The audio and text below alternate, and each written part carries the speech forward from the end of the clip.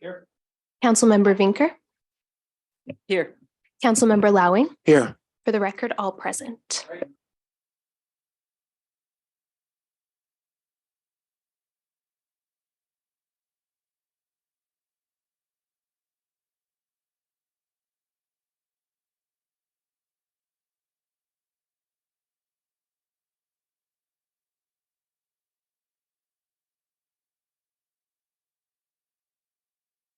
Yes, we do, Chair. Our first speaker is going to be Nadav Efrat. Oh, yeah.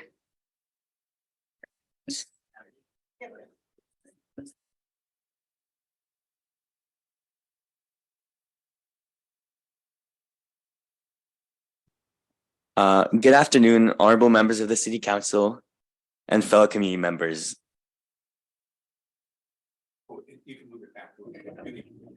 Okay. So I appreciate the opportunity to address you today on a matter close to my heart, the preservation of our national parks and the challenges they face.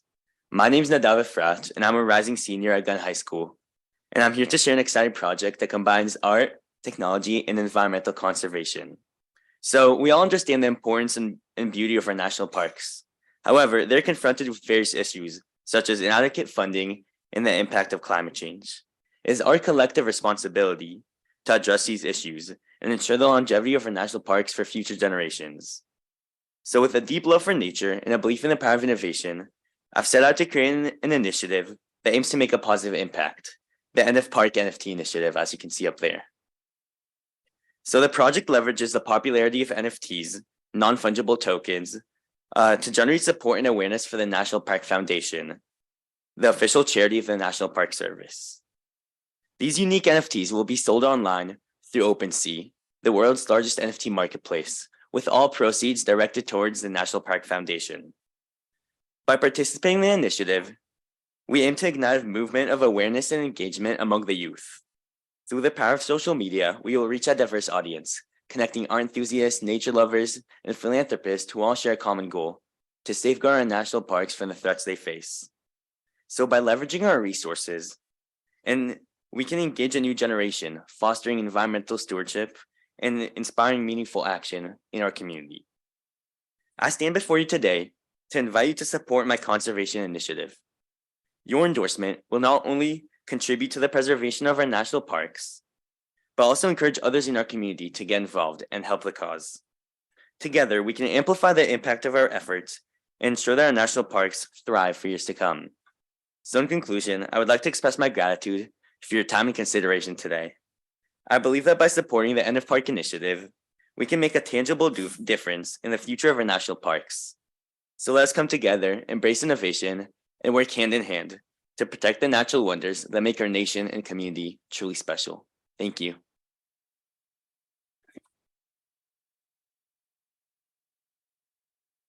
Yes, Chair, we do. Our next speaker is going to be Tony Carrasco. Tony, did you want to speak on the later item? Okay. Oh, okay. In that case, we have no further requests to speak. Thank you. So we'll go on to our regular update, which is verbal updates on interagency activities. Mr. Kami, did you want to proceed? Yeah, thank you very much. I'm Philip Kami, Chief Transportation Official. Got quite a few items here, so I'll try and roll through them fairly quickly to get to our main item. The first of that is the San Francisco Creek Bridge project. I want to note that the report is attached as an informational report to the agenda that was prepared by Caltrain. Caltrain staff met with city staff to share the past and upcoming work to ensure that the bridge structural integrity is maintained. As I mentioned, the reports attached to the agenda provided information about the remaining life calculations. However, due to the sensitive nature of the results, due to small changes in the history, the quantification of remaining life is not of really high value. The The main elements have only a minimal level of corrosion, and the secondary member have some more rust, but they're not really part of the structural components of the bridge, and thus the bridge should be functional. If bridge strengthening or bridge replacement are chosen instead of live load reduction, the American Railway Engineering Maintenance of Way Association, or REMA, manual requires more frequent inspections of the unretrofitted bridge. And the report recommends increasing the inspections to twice a year and funding acoustical monitoring, which Caltrain plans to perform. And secondly, Caltrain will also be reducing the load impact by limiting the bridge to only one freight train at a time. Next, the Caltrain corridor study. City of Palo Alto hosted the in-person LPMG meeting on May 25th, 2023. This is also in your packet as an information item. I noted that somehow they snuck 2 pictures of me in there. I thought that was unfair. The in-person workshop focused on the corridor-wide circulation and mobility with the following objectives: to foster an understanding of the relationship between crossing treatments and community circulation, to discuss trade-offs and considerations of applying crossing treatments, and to identify opportunities and challenges created by the program delivery approaches. For example, independent projects, coordinated projects, and system-wide. And to identify corridor-wide assumptions for crossing treatments to inform a programmatic cost range. And participants got to look at a map, touch it, and kind of play around with pieces on the map, and got to share priorities and discuss the corridor-wide vision.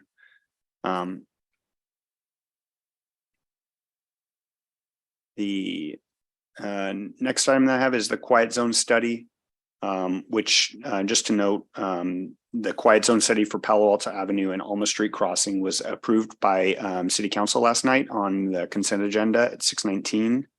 I should say yesterday was 6:19.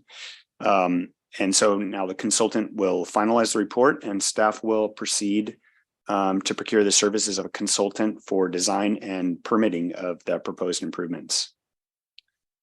Next item is the San Francisco Creek Bridge emergency repairs, which is ongoing coordination.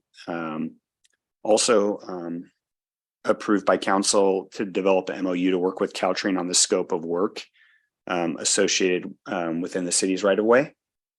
And also Menlo Park outfall and the pedestrian bicycle bridge.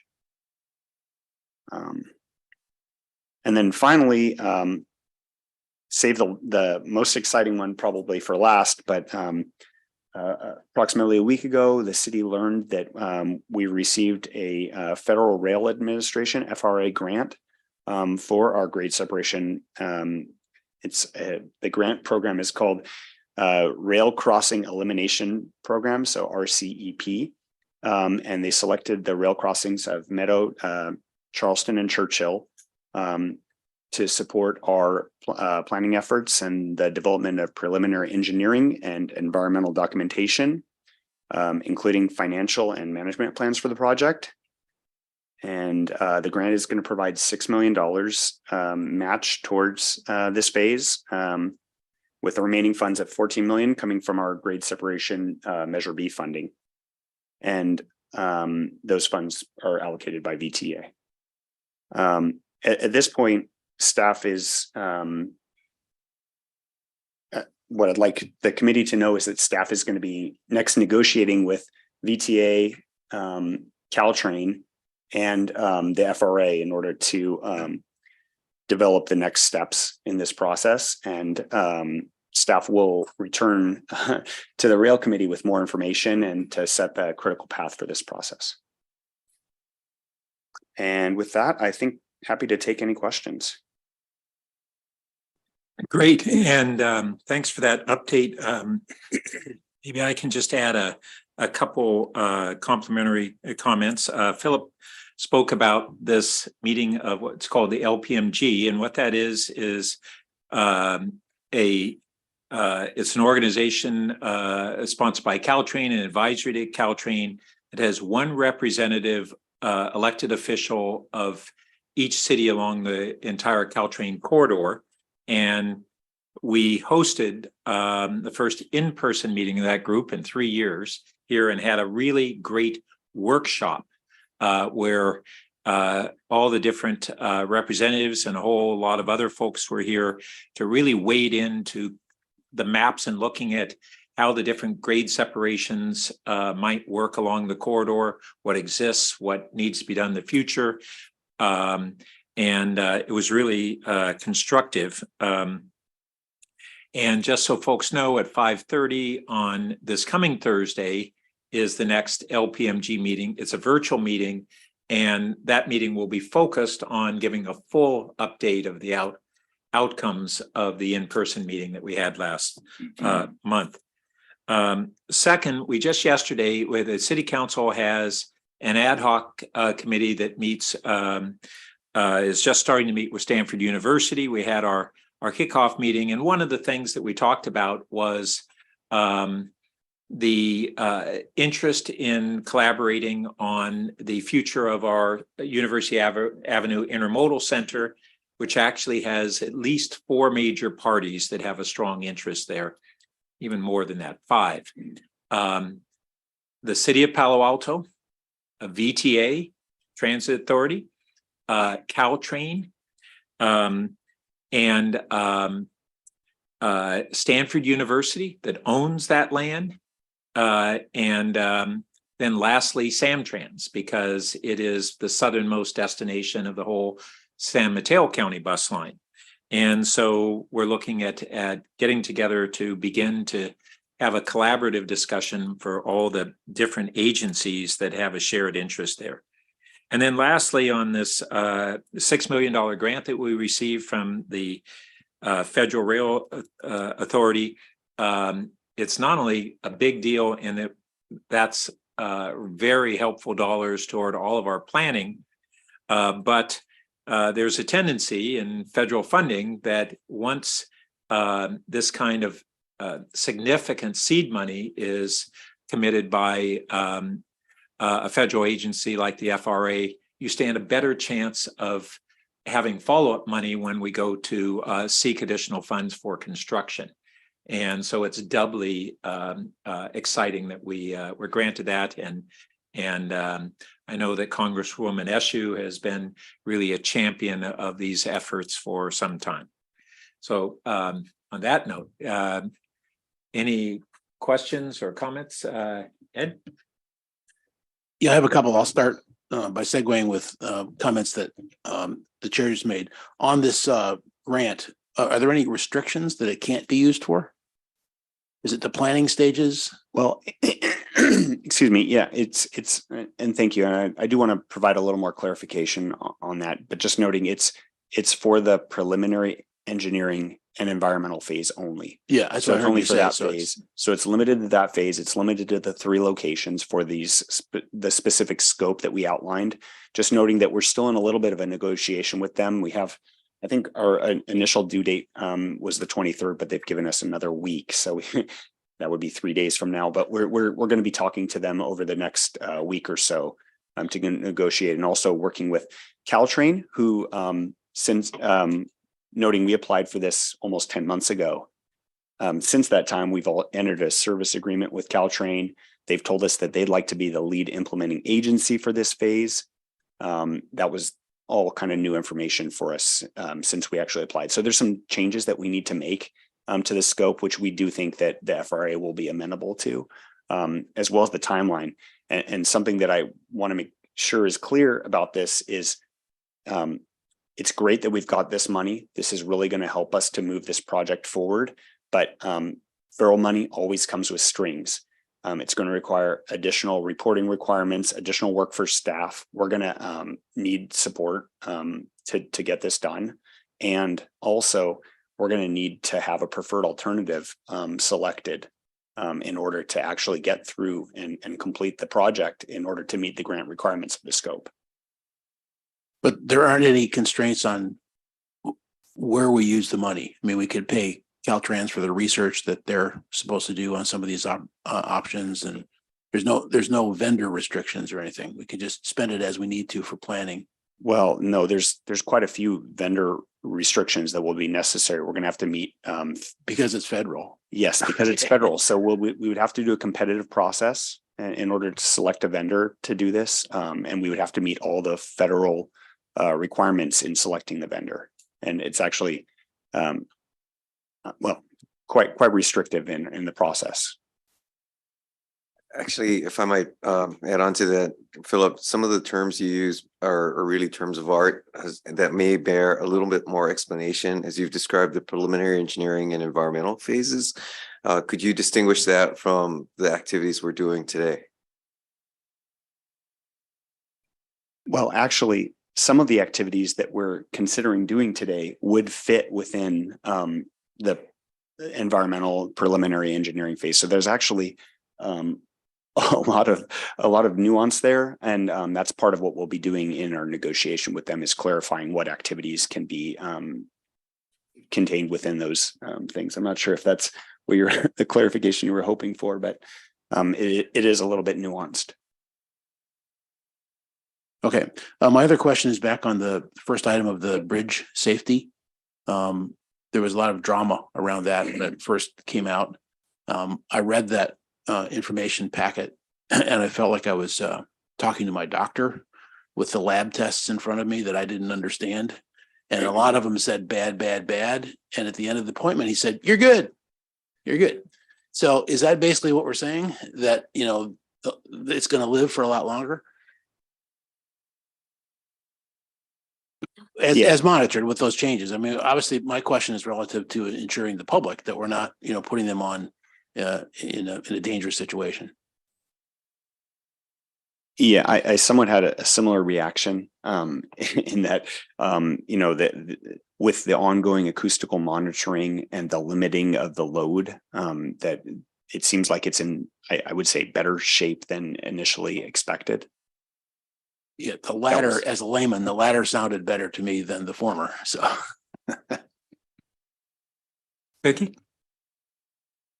Thank you, Chair. I wanted to go back briefly to the FRA grant. And I guess just make an observation first that I'm glad to see us sort of integrating what I would describe as vertically and horizontally. What Pat said about get some federal money, even with the strings and reporting and demand on staff time, hopefully it'll pay off in the longer run. But also sort of laterally up and down with the LPMG group. It was really a sight to behold, all the tables out there with the paper of the train and the little figures it looked like that you could move around. It was something. So I think with issues as complex and lengthy as this, to integrate horizontally and vertically is a good thing. The question is, you mentioned about the $6 million FRA grant, that one of the things we have to do is select a preferred alternative to meet that grant requirement. Do you have a sense of the timing, like by which we have to, by when we have to do that?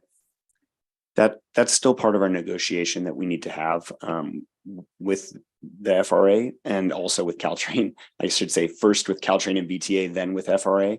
But if everybody's agreeable to our timeline, we think that we would need to have at least a preferred alternative, potentially with a backup by May of 2024.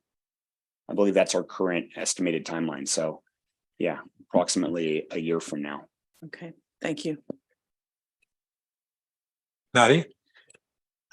Just for the members of the public, because I had trouble finding it, the additional information about the San Francisco Creek Bridge and the LPMG thing are under the HTML agenda, but they're not part of the main packet. So you actually have to click on the HTML agenda part and then you can download those. They've changed the website, I'm sure everybody has noticed, and it's a little trickier to find that you have all the documents for meeting. And I'll note, because I went through the same thing, pressing the PDF button doesn't get it. You press the description of the item, and then it drops down to the attachments. Yeah. Okay. I think that covers this. Thanks for those updates. So now we move on to our action item for today, which I'll read out loud so everybody's clear on it. Discuss and recommend to council. 1, re-inclusion of, these are options for the committee that we may do today, not things that have been determined. Re-inclusion of the viaduct alternative and or elimination of the trench alternative in consideration for Churchill Avenue, viaduct only, Meadow and Charleston Road grade crossings. And then 2, whether the viaduct alternative and or trench alternative should be included in the scope of Caltrain's technical review and the city's updated evaluation criteria. So it's a bit of a mouthful. Philip, if you want to introduce the item that much more, that'd be great. Yeah, thank you. Just to note, we don't have a presentation today, but just I'll give a brief intro to this.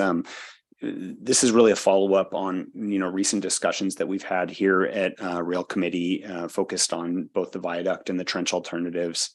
The viaduct had been previously eliminated from consideration by the City Council due to concerns raised by the public, including privacy issues, cost, visibility, and compatibility with the adjacent neighborhoods.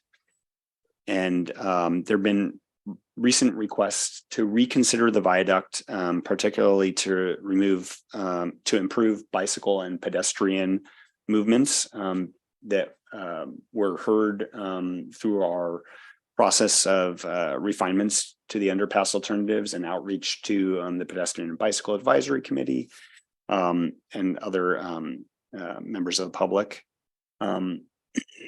Also, the Rail Committee had expressed concerns about further work on the trench alternative due to information about potential forward tracking plans as Caltrain's been working on the CCS, corridor crossing strategy, and the implications to cost. And given that City Council already has executed an agreement with Caltrain, staff is seeking clarification on which alternatives should be included in their review. And if the Rail Committee were to recommend any changes to the alternatives being considered, council approval would be necessary. And in addition, staff will need to know how and when to initiate additional community outreach on any changes. And so also just to go back to the FRA grant, I want to note that, it does have specific requirements regarding the timeline and scope. So any changes to the alternatives that are being considered could have an impact to that. So we want to make sure that we maintain the eligibility to the funding. So with that, I'll turn it back to the committee. And just to note, we also have slides available if necessary to review any of the plan or profiles. Good, thanks. And I'll just add kind of the more on the context of why we're having this discussion today. We have 3 new members of the City Council who came on in January, and amongst them there has been an interest in reconsideration of the viaducts. And then we've recently had members of the public, a group who have been pushing for reconsideration of the viaduct alternative. And in light of those factors, the committee thought we should at least look at whether we ask the full council on whether they want to have it become part of the narrowed set of alternatives and to pursue those issues anymore. And so that's what's before the committee today. And then, as Philip stated, we now have this engagement letter with Caltrain, and the option is to refer this and perhaps the trench alternative to be included in what is Caltrain's scope of technical review. So Caltrain, under what is now, we've negotiated to be a pretty low cost technical support compared to the large dollars that we've been spending with over the last several years with AECOM, our consulting firm, we can have a third-party review of looking at the cost alternatives that were presented. There were, for each of these alternatives, there are cost range estimates that were made a couple of years ago. And first, we all are presuming that those costs have risen because we've had significant increases in construction costs across the board. But second, what are the differences in cost structures between these different alternatives? And I'll say that one of the real challenges that we have is that we have very significant VTA dollars from the 2016 Measure B tax that the voters supported. And in that, we had at the time $700 million for the toward the grade separating or addressing, which could mean closure or conversion to pedestrian and bike crossings, the 8 at-grade crossings between Sunnyvale and Palo Alto, 2 in Sunnyvale, 2 in Mountain View, and 4 in Palo Alto.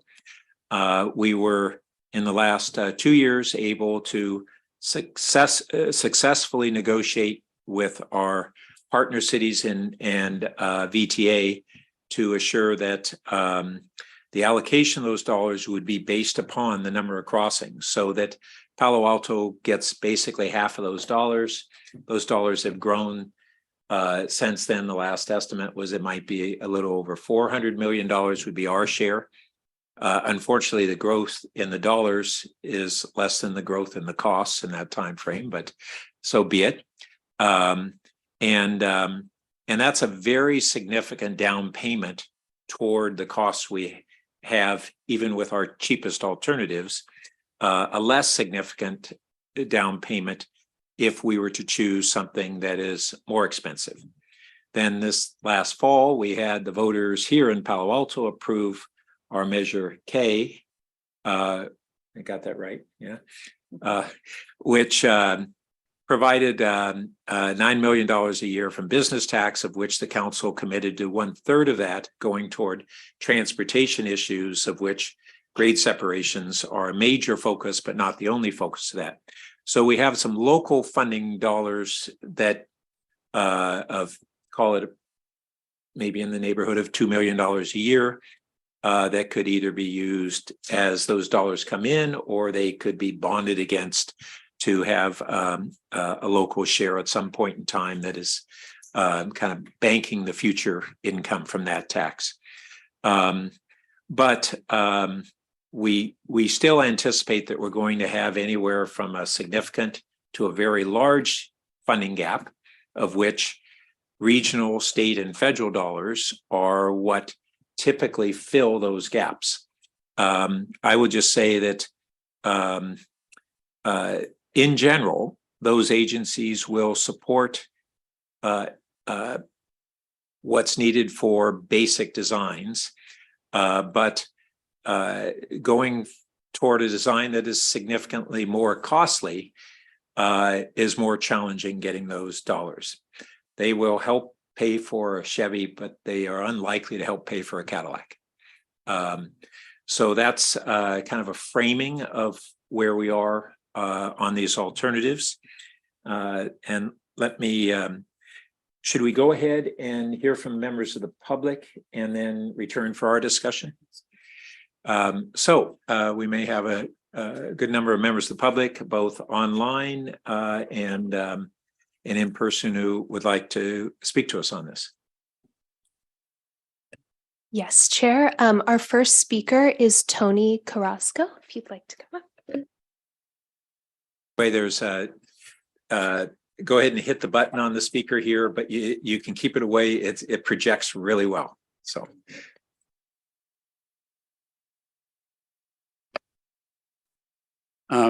Chair Burton, members of the Rail Committee, my name is Tony Carrasco and I live at 583 Glenbrook Drive in Palo Alto. Firstly, thank you so much for bringing this alternative back to life. I think is worthy of examination in further detail. I think there are several benefits of this alternative over the other alternatives, but we should really evaluate it more carefully. On the evaluation issues, I'd like to focus on costs. It was the gating factor in Berkeley's BART decision 50 years ago, and it'll probably be the gating factor here too, as Mayor Burt suggested. For instance, the time of construction, the costs incurred during the time of construction, the congestion costs should be included. As with all other costs, I think our consultants were a little reluctant to cost out private costs versus public costs, but I think we need to add all of the costs. And then we can decide which costs are more relevant than others. For instance, we found that during our XCAP time, we found that four-way intersections, a cross intersection, moves traffic in all 12 movements, and therefore alleviates traffic that goes through the neighborhoods. The cost of traffic going through neighborhoods is a cost. It should be evaluated. There are also benefits to the viaduct or any of the other alternatives. The benefits that should be deducted from costs. For instance, we could get a north to south commuter bicycle path that European cities, Amsterdam, and these places have. I think those benefits should be deducted from costs, at least conceptually. There are possibilities of parks and small open spaces under a viaduct.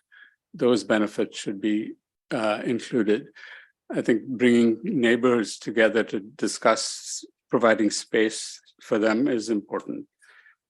There are also risks in these alternatives, cost risks. For instance, if the scope is not clearly defined, as the viaduct is able to do, as thousands of miles of viaduct have been built all over the world, we have much better ideas of costs. In my experience as an architect, the more ambiguous the project is, the more risk there is to cost escalation. And so add a risk to these costs, add a factor to these costs as you evaluate more alternatives. Lastly, just thank you for including this alternative. It deserves more study. Thank you. And our next speaker is going to be Tom Martin.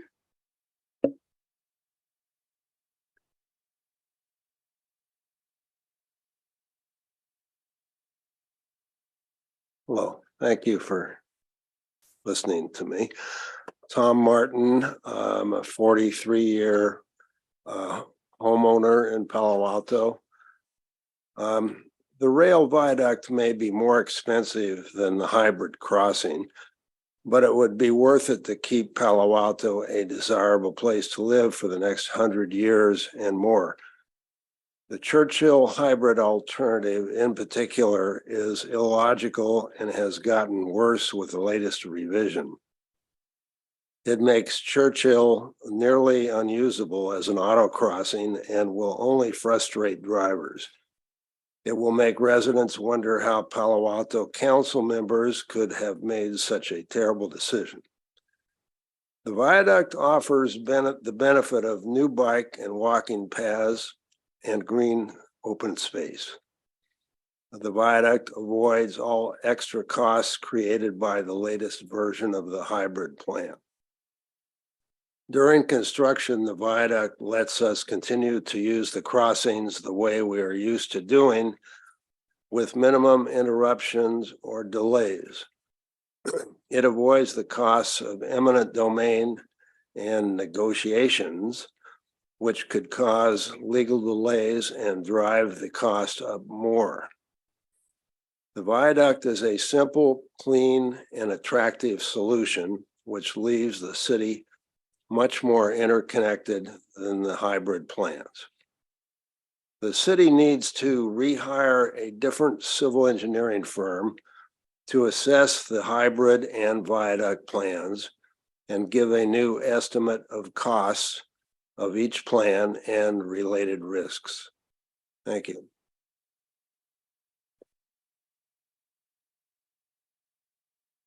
Thank you. Our next speaker is Steve Etram.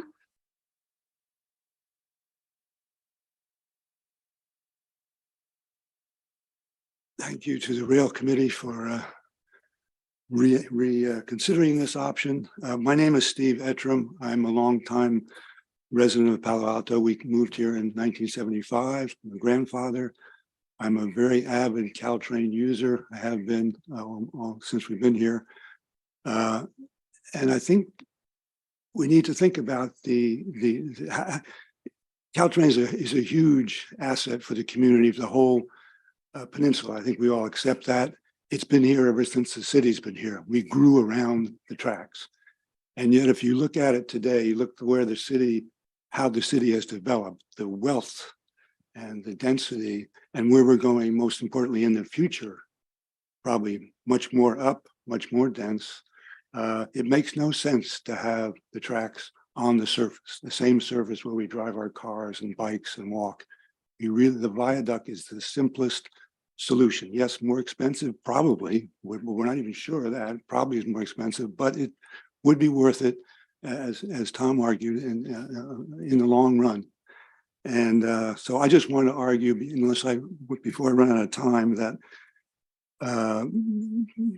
by passing the word to the council, we should have a new engineering study about the cost and benefits, the true cost and benefits as they can estimate of a viaduct, particularly the benefits.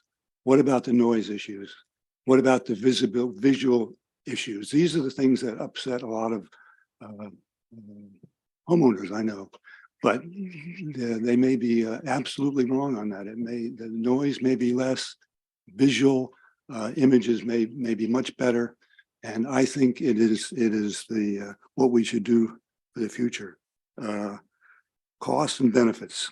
And the other thing is that it is a 6-mile corridor from north to south, about 100 feet wide. That is land that perhaps Palo Alto can use in the future. Green space, call it, bike paths, pedestrian paths, perhaps some other uses that the city may deem would be useful once that pathway is opened up and we can see from east to west through the city. And that should be an important consideration. But I see that an opportunity with the electric trains coming, with high-speed rail coming. I think it's an opportunity for the city to upgrade this line, put it on a viaduct, and we'll be much happier in the future. Think of it as the land perhaps as a gift, and the opportunity being making it more of a livable city. Thank you.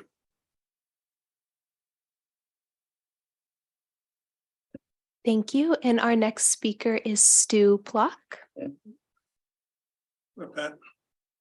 I requested deeding my time from Steve Rosenblum, who's traveling in Europe right now. So he gave us an email saying that I could have 5 minutes instead of 3, if I may, because I'm summarizing our rest of our group.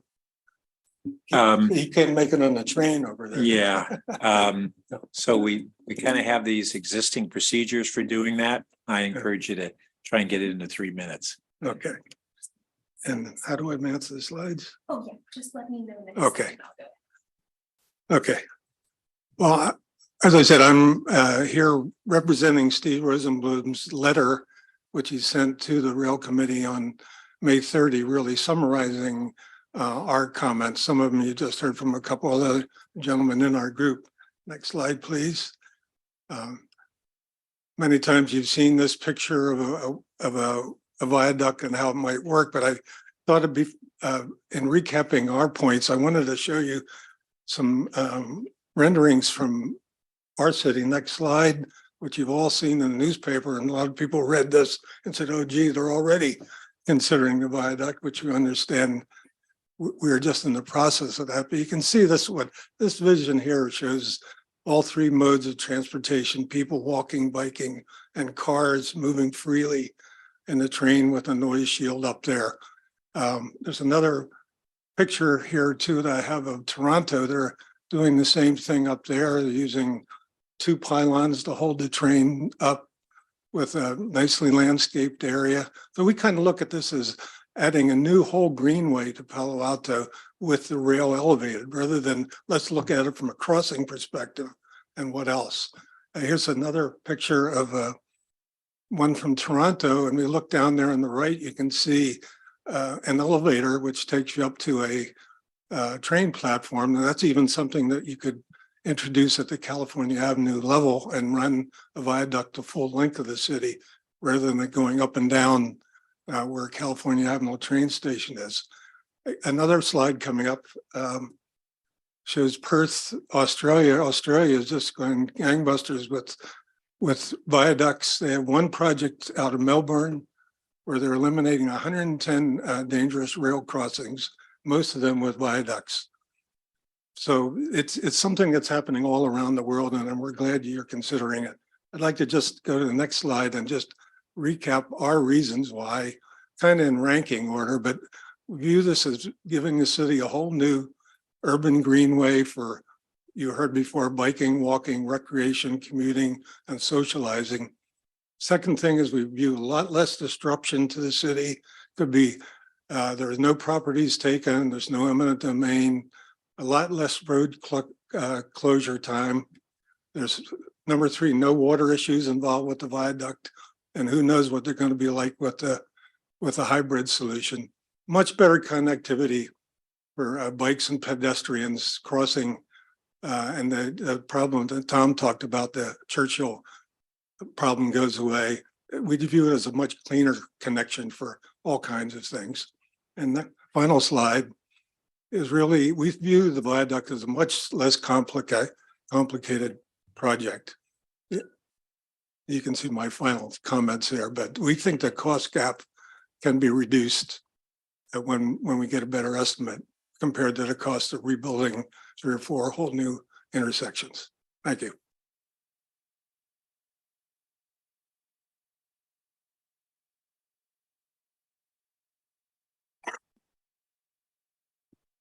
Okay, thank you. And our next speaker is Carrie Wagner. You can go ahead and speak. Hi, I live on Edley Avenue, which is a road that runs perpendicular to the railroad tracks in Charleston Meadows. I will see a viaduct from my front yard. I can tell you, no one in our neighborhood wants this. That's why it was taken off the table earlier. That's why you've gotten people complaining about it. I know that there are ways to make viaducts look good. These are in big urban areas where you've got some space to work with. In this case, this thing is going to be right up against people's backyards. And if you're talking about a 4-track option, having a four tracks in the air, I just can't imagine how you can do anything positive with that. There are many cities. City of Rochester has torn out most of its inner loop. San Francisco took down the Embarcadero after it was damaged in the earthquake. Oakland's considering removing their downtown I-980 because it divides the neighborhood. This thing, you are going to divide the city. We already have one division at Oregon Expressway, which makes a clear demarcation between North and South Palo Alto. This viaduct would make another cut toward east and west. I don't think we want to do that. We know which quadrant has very few city services, and that's not going to improve. So please, I urge you not to consider putting the viaduct option back in consideration. Thank you very much. Thank you. And our next speaker is going to be Cedric Pitot. I don't want to mispronounce your last name, but you can go ahead and speak. Hello, yes, thank you. I'm Cedric Pitot de la Bojardière. Good night from France. It's my last night here, and I'm connecting tonight to advocate for the elimination of the trench and the re-addition of the viaduct option for both Churchill and Meadow Charleston. The trench should be eliminated because of its 0.8 to 1 billion cost increased ongoing maintenance cost and risk of flooding due to pump stations, permanent damage to the creeks and their ecology. The hybrid option divides the city with a tall, solid wall, which is close to people's backyards. The underpass has a dangerous 2-lane roundabout for cyclists at Charleston. It has complicated movements for all vehicle modes. It has eminent domain impacting 3 houses at Charleston. It requires additional underpasses for bikes and peds, increased maintenance costs and risks of flooding due to pump stations. The virtues of the viaduct include 0 eminent domain, half the cost of the trench, a comparable cost to the undercrossing based on the 1 to 2 year old estimates. Though the track is elevated, it is only 5 feet taller than the hybrid, and it is open underneath, so it is the safest and easiest crossing for all modes. It has minimal, if any, utility relocation and no impacts to the creek. Being elevated, there are no drainage issues, no flooding, no pump maintenance costs. It has the shortest construction time, the least construction impact. The tracks are shifted 25 feet east of Meadow, Charleston. So the trains operate on the existing tracks through the construction. There's no temporary shoe fly track on Alma. And visually, the viaduct is lower than the hybrid because though it's 5 feet taller, it's 25 feet further away. So maybe we could consider doing a similar eastward shifting of the track for the Churchill Viaduct. It seems feasible to at least shift the 2-track viaduct alignment by 1 track spacing, if not 2, allowing the westernmost track to be in use during construction and avoiding the shoe fly track. To address some of the concerns about the viaduct, there are some misconceptions and fears about them, but in fact, all of the grade separation options, including the viaduct, would be quieter than the current rail operations. Because the viaduct and hybrid are raised up, the first row of houses do not block the sound as much for the second and subsequent rows. However, sound walls would be added, which are more than twice as effective and would provide a quieter experience for even that first row of houses. The viaduct is quieter even than the grade closure at Churchill, and the viaduct does not radiate more sound nor vibration due to its structure. In fact, the viaduct has the least vibration of any of the options. So in closing, I would urge you to add the viaduct back into consideration and remove the trench. Thank you. All right, thank you. And our next speaker is Rachel Croft. Hello there. Speak whenever. Hear me? Are you able to hear me? Yes. Thank you. Thank you for the opportunity to speak. I'm Rachel Croft. I attended last night's City Council meeting to speak on this topic, and I reviewed some slides I created to show the impact of the viaduct on my family's house and on my neighbors. And I would like to formally request that the Rail Committee reject reconsideration of the viaduct for the Churchill crossing. As I stated last night, I'm actually stunned that this option is being discussed again after it was twice defeated with vocal and active community opposition. I live on Mariposa Avenue with the back of our property against the Caltrain tracks. And due to the narrow corridor, the viaduct would be as close as 2 feet behind our back fence, 20 feet tall with 16-foot trains on top. 100 Caltrains pass per day now, and it's projected that as many as 250 would pass in the future. And there are currently 3 freight trains that also pass along the corridor. And as I stated last night, the thought of these freight trains and Caltrains passing just above our fence is terrifying, and the loss of privacy and peace of our backyard would be heartbreaking. And clearly it would affect our property values. So if you didn't take our properties, it would be an impairment to our properties. I have some additional comments to add to the comments last night. I pointed out some shortcomings of the consultant's renderings last night. And in addition, I want to point out that BART and other light rail tracks should not be considered comps. They're not built for freight. In addition, third rail electrification shouldn't be considered comps for aesthetics. We have these tall 50-foot high poles with 30-foot higher wires. Was Union Pacific ever consulted about the grade requested to go up and over the viaduct? I know Caltrain's being consulted on the grade needed, but would want to make sure that those freight trains could be on the track as well, and that those companies are consulted. And then earthquakes, are they a consideration? Would inspection and maintenance of the viaduct be something we do all the time, and what would the cost be of that? Seems to me that as a decision criteria yielded options that you don't like, that we are now considering changing the decision criteria so that we can find a solution that fits the criteria better. But those criteria were developed through a painstaking process.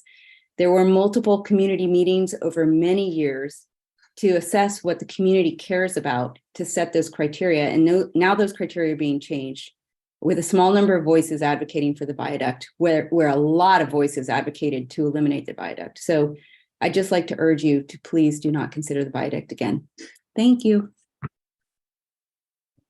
Thank you. Our next speaker is Bruce Arthur.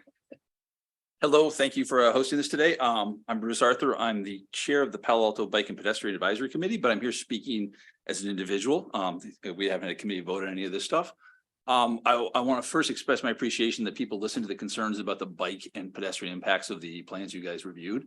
To be blunt, we think they're terrible and really awful, and I'm glad that was heard. Obviously, a viaduct option is very good for bikes and pedestrians. You keep all of the bikes and pedestrians at grade level. It's much easier to navigate. It's much safer. You don't have people riding downhill and having to stop before they hit Ulm or they hit the tracks. So the viaduct is very attractive conceptually.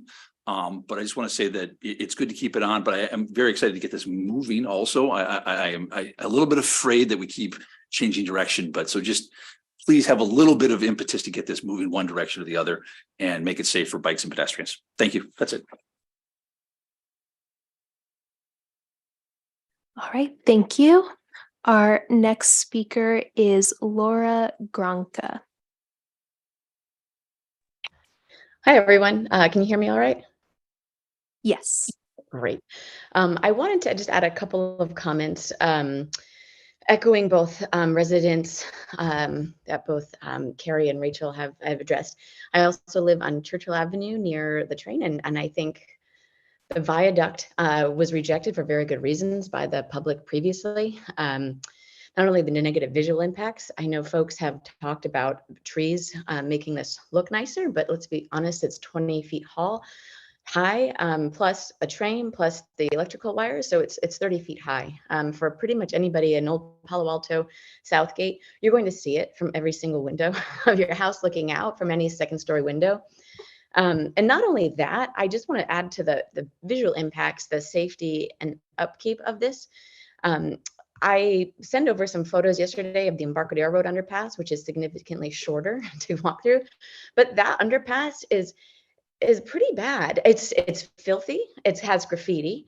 It's unclean. It's got cobwebs. It has broken lights. And so if any of these things are impacting a viaduct, which is on the entire corridor of Palo Alto, it's degrading the entire city essentially through this overall like negative aesthetic. Like the upkeep has to be pristine in order for something like this to work. And just based on current conditions of what I've seen for the other underpasses, I'm a little concerned that we're going to be able to keep that up, not just for people that live nearby, but for everybody, even driving through and along. It's also the most expensive option on the table.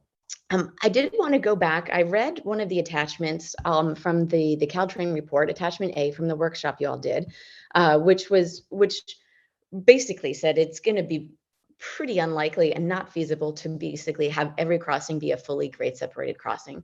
So I guess my request for the committee is to actually think about the mix of crossings we have across Palo Alto and which one should be fully grade separated, as they already are across San Antonio, Oregon, Embarcadero, University.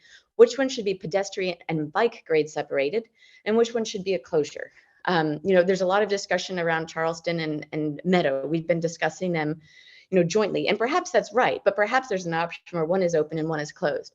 Or perhaps there's an option where there's a pedestrian and bike grade separated crossing. So I think as we go through this, I do think we should keep the viaduct off the table, but as we consider which ones need to have all modes of transportation going through and which ones actually do we really want to invest in for pedestrian and bike grade separated and which ones can be closed. I think this, given the cost and the considerations that we have in the long term, are going to be really helpful when we look at the corridor as a whole. And so I hope we can do that as well. Thank you. And thanks for all you do. Appreciate it. Thank you. Our next speaker is going to be Adrian Brandt. Hello, thank you for the opportunity to speak again. I wanted to echo Tony Carrasco's excellent and thoughtful comments, also Cedric Beaujardin, and I'm probably not saying his name correctly, so sorry, Cedric. Yes, viaducts do cost more, but you get more. In life, the cheapest option is not always the best option. I realize the feds probably want us to get the lowest cost alternative, but you know, we have a decision to make if that's what we want for Palo Alto's future. When you go on a viaduct that's open underneath, you can do wonderful things. Many others have spoken about those, and they are doing it in Melbourne. There's some excellent YouTube videos showing that, and contrary to one of the prior speakers, it's completely comparable to Caltrain, what they're doing there. They have occasional heavy freight on those lines still. They have overhead electrification, so completely comparable to our situation. Also, to see what this could be like, we don't have to travel far. We just need to look at the Ohlone Greenway between North Berkeley and El Cerrito. It runs for several miles, and there is a beautiful half-hour YouTube video of a bicyclist videoing the whole length of it, just to give you a feel for what that's like. It is built, it's a BART viaduct built on an old railroad right-of-way, just like Caltrain's could be. So similar situation, very comparable. Also, when studying the viaduct again, I concur with some suggestions that maybe we need a different consultant. AECOM did not look at a U-shaped viaduct, which would reduce the height of the tracks by several feet. As Mayor Burt knows, when you reduce the height that the tracks have to climb, the ramping distances on both sides goes down significantly. Therefore, the project length is shorter. You can save cost and or reduce the grade. And the visual impacts are less too when you do that. So it's a three-way win at least. When people talk about the visual impact, it's only at its highest point at the street crossing. If we're ramping back down to Cal Ave, and the homes along, I think it's Mariposa. I mean, I've been in that area, and there are a lot of two-story homes whose roof peaks are in excess of 20 feet. So think to yourself, how far away can you see those 20-foot roof peaks? Not very far in Palo Alto with all our trees and foliage. So the impacts are minor, relatively minor. They are there visually, but we get so much more for reconnecting east and west. The noise issue has been thoroughly studied and debunked. Elevating the trains does not make them louder, contrary to, I guess, what one would expect. There's a low parapet wall that stops all the noise from the sides. VTA in Europe, Honolulu is just opening a viaduct right now, 10 miles, 20-mile viaduct, driverless system all across Honolulu through neighborhoods. So there's a lot of good stuff to be said and had with viaducts. You pay more, but you get more. So study it, please. Thank you. Thank you. Our next speaker is Penny Elson. Actually, it looks like our next speaker is Richard Swent. Hello, can you hear me? Yes.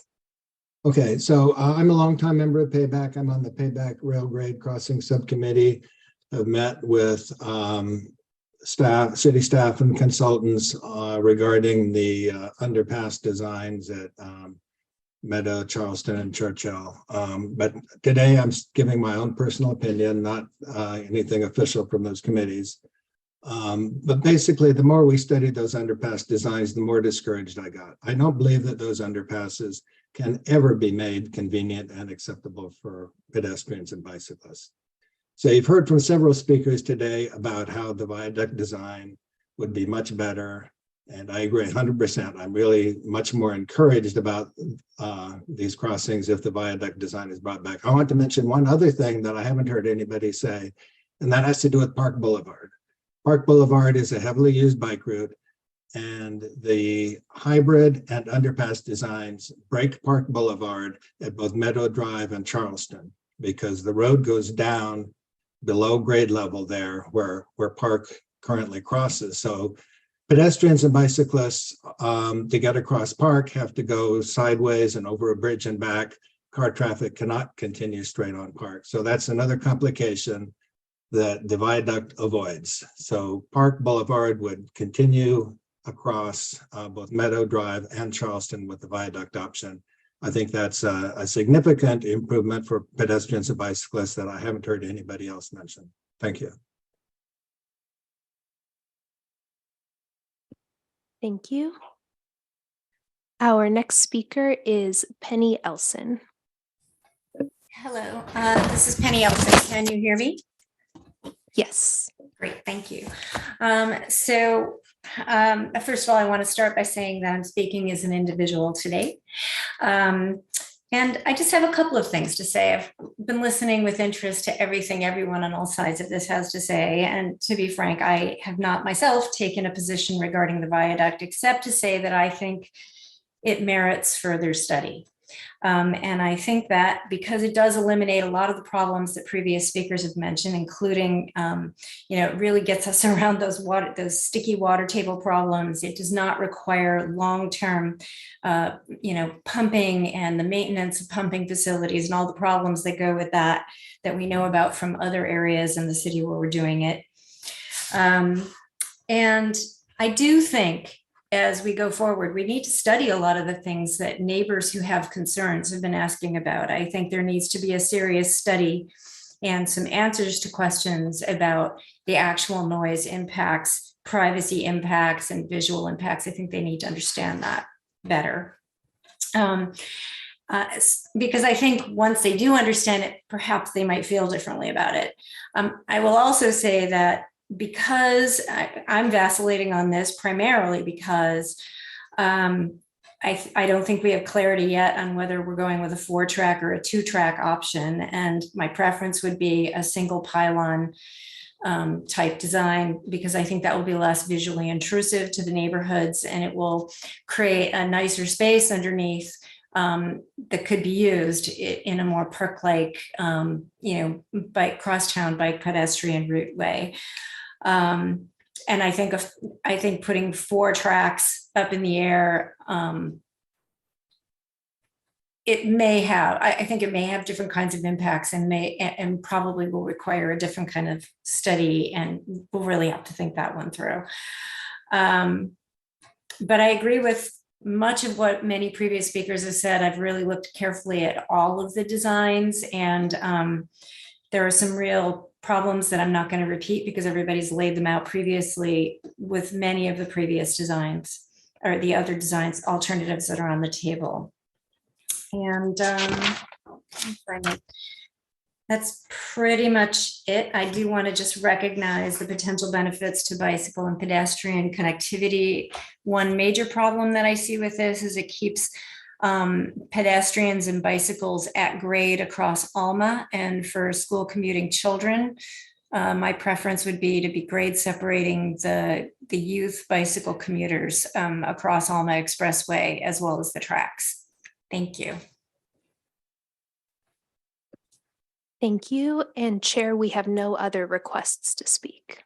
Thank you. So I'll just offer a few things to kind of try and frame the discussion a little bit.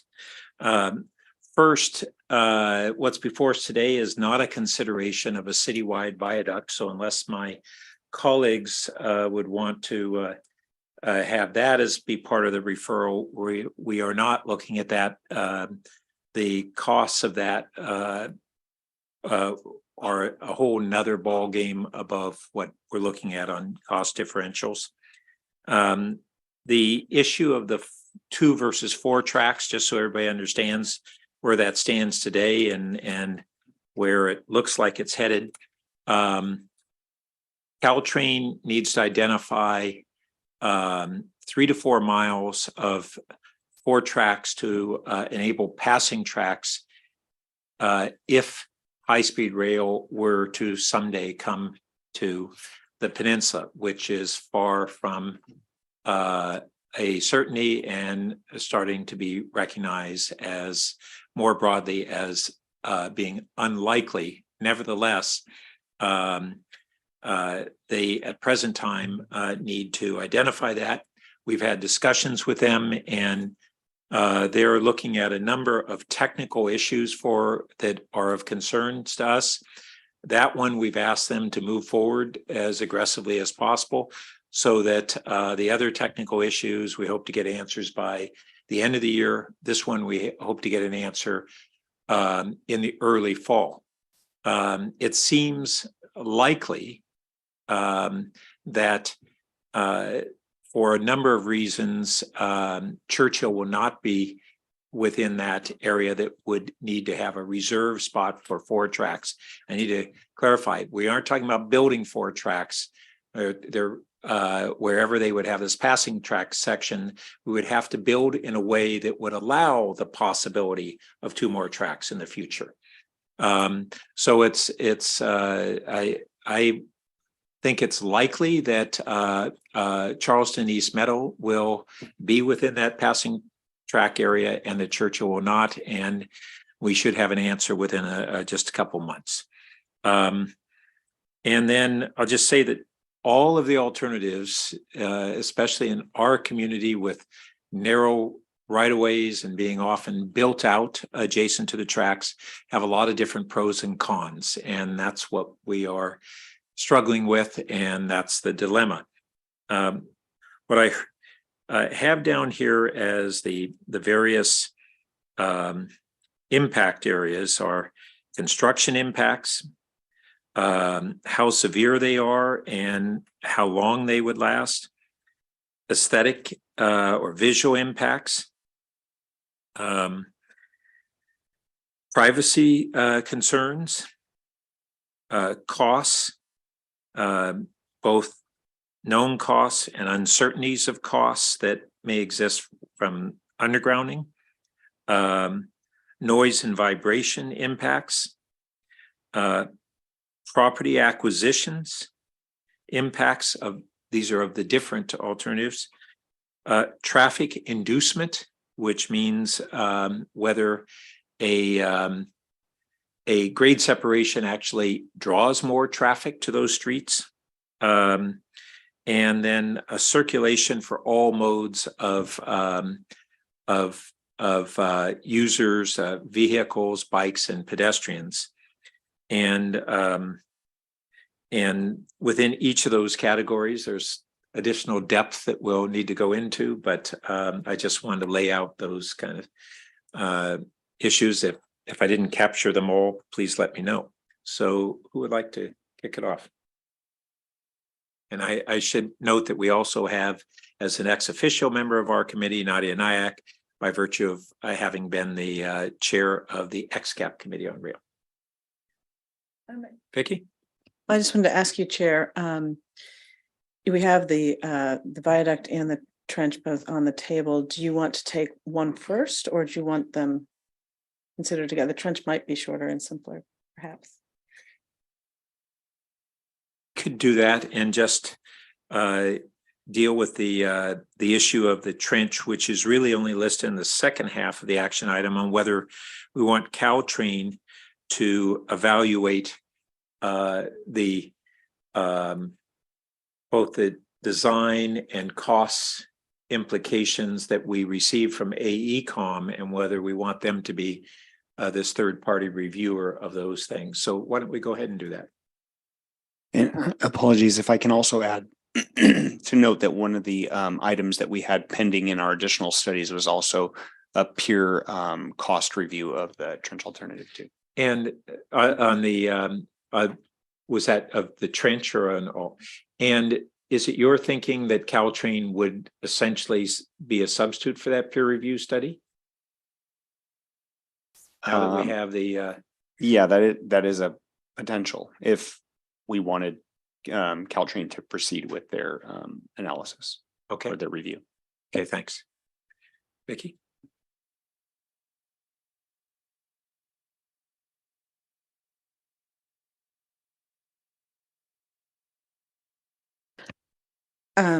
So with respect to I wasn't actually raising my hand to talk about trench, but I'm happy to. I guess I have quite a few concerns about the trench option, many of which are articulated in the staff report, but the certainly the cost is, very high, the estimated cost. But also I'm very concerned about the water that one has to deal with, both the groundwater and the constant pumping and the streams and diversion of streams. So, for those reasons, this is not something that I am excited about, for reasons probably lesser in degree than the tunnel, but similar in aspect, and which I know is off the table. So I don't know that I have a lot of questions about it at this point, but that is when we ask if the question's on the table as to whether to eliminate the trench alternative, and given what we heard about the federal dollars and just the overall cost of this project, and the interest in speed from public comment, and I think our own, I'm interested in the views of my colleagues first, but I'm open to and perhaps leaning toward eliminating the trench alternative. Well, that's actually not before us. So what's before Whether to us? recommend. I'm just reading the first bullet, Well, but perhaps and you appear to be right, because I was reading the description of the action item, which doesn't seem, oh, I see it. I missed it under 1. You're correct. Okay. Yeah. So I guess I would, again, I'm interested in the views of my colleagues, but I would be supportive. I'm leaning toward recommending to our colleagues on council eliminating that alternative. Thank you. Okay. Ed? I'm not sure I understood. I thought I did, but no, I'm not sure I did. On the trench alternative on packet page 6, where you referenced the 4-track segment at the bottom. Was that, that was a general reference, not just for the trench alternative, but how does it impact the trench alternative? I'm sorry, can you mention that packet page again? Packet page 6 of 16. Oh, this is staff report page 3 under where it says trench alternative in the very last sentence. Caltrain probably has indicated a strong need for the 4-tracking segment north of Mountain View, which likely impacts these crossings in Palo Alto, but it's under the section under trenching. So what's the relationship there?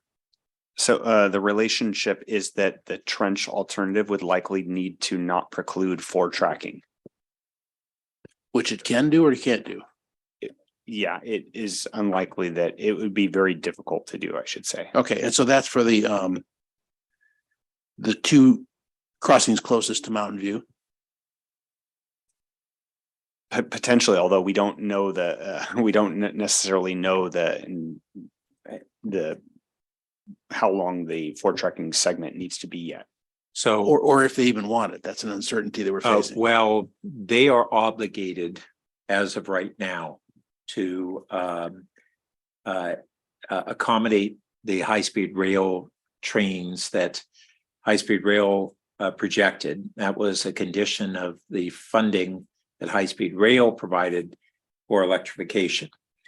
And whether they're enthused about that or whether they even think it's likely high-speed rail will come is not a consideration that they can use at this point in time to say we reject the need for a passing track section.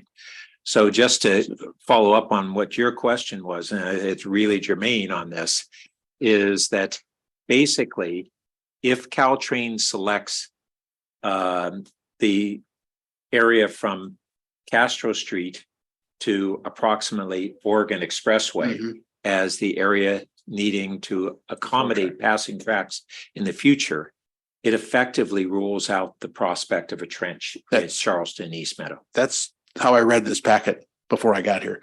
So I'm just wondering if that in and of itself is 90% of the reason to shut down the trench alternative. And I don't disagree with what Councilmember Vinker said either. I should say, I agree with what Councilmember Vinker said.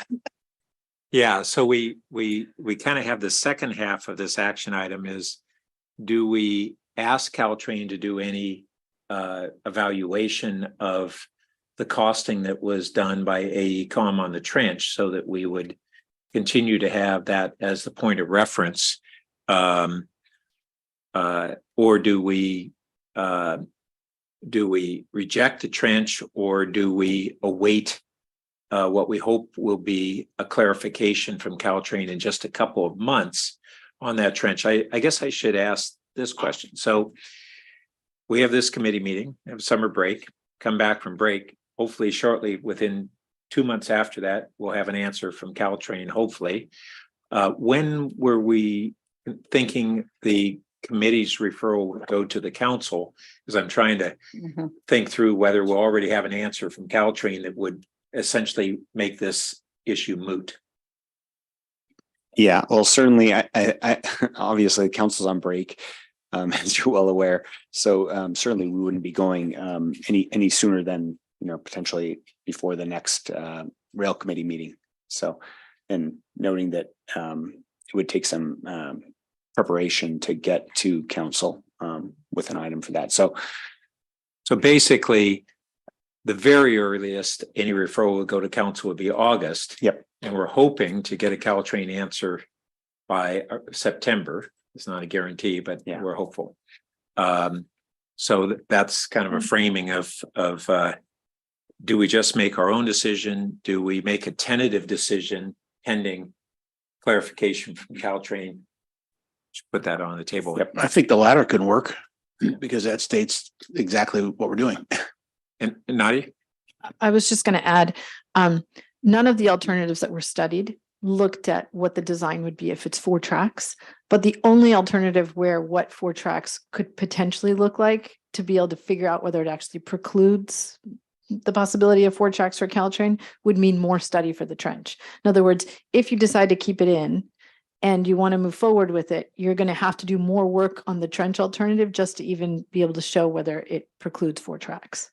And I will just say, and I'm not an engineer, and with all the caveats I could possibly give you on this, the odds are really low that it's going to fit if there's 4 tracks because of the amount of space it took up just to do the shoe fly tracks to be able to dig down, is what I remember. But there's plenty of videos that one could go back and watch. But just know that without that removal, you're essentially committing to more spending on the trench.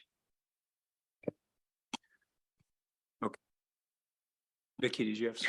I'm not sure I followed that. So without that removal, we're committing to more spending on the track. I was under the impression that the 4 tracks was incompatible with the trench, and it most likely is not. But in order to show that, you'd have to do design work, right? It's most likely not compatible. not compatible. Yes.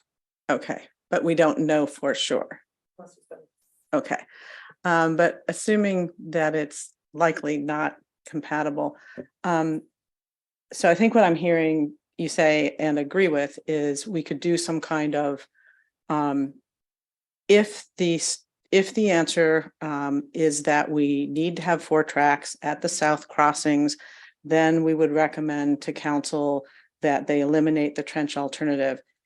The question is, if that's not what we hear from Caltrans, then do we have a recommendation?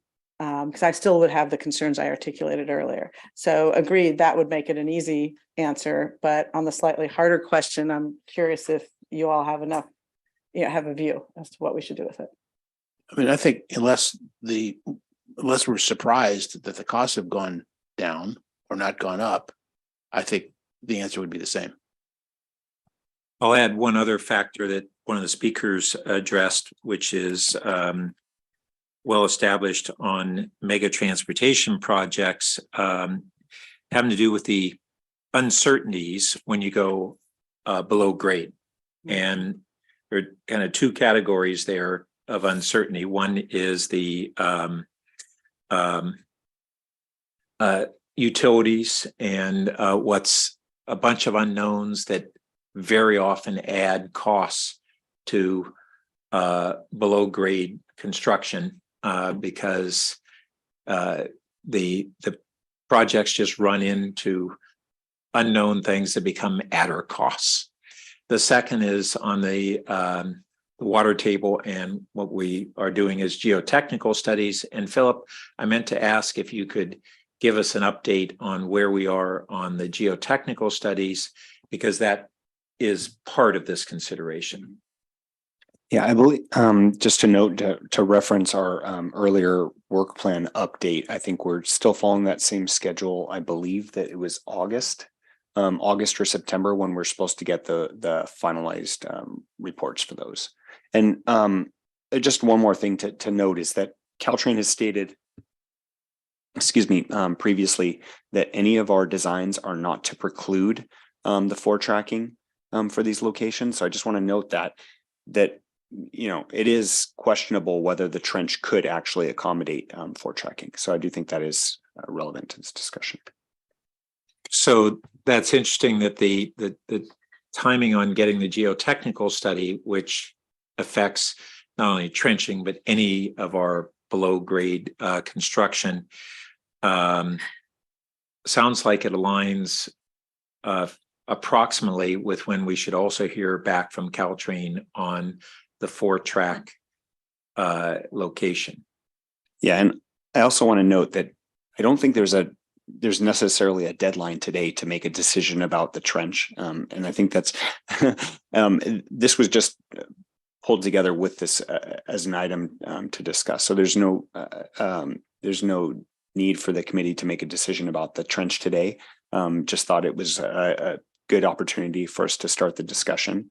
And we're certainly, at a minimum, we're hearing strong skepticism for a variety of reasons, and that we'll have greater clarity in all likelihood by September on both 4-track location and its potential incompatibility with a trench, and second, geotechnical studies. And we're not going to recommend more money put against this project today anyway. So, well, we could, because but we don't need to by today. That's what I'm saying. Well, one of the things on the agenda is whether number 2 there is whether the viaduct alternative and/or trench should be included in the scope of Caltrain's technical review. And so when we were dealing with AECom, having them review anything else was a small fortune.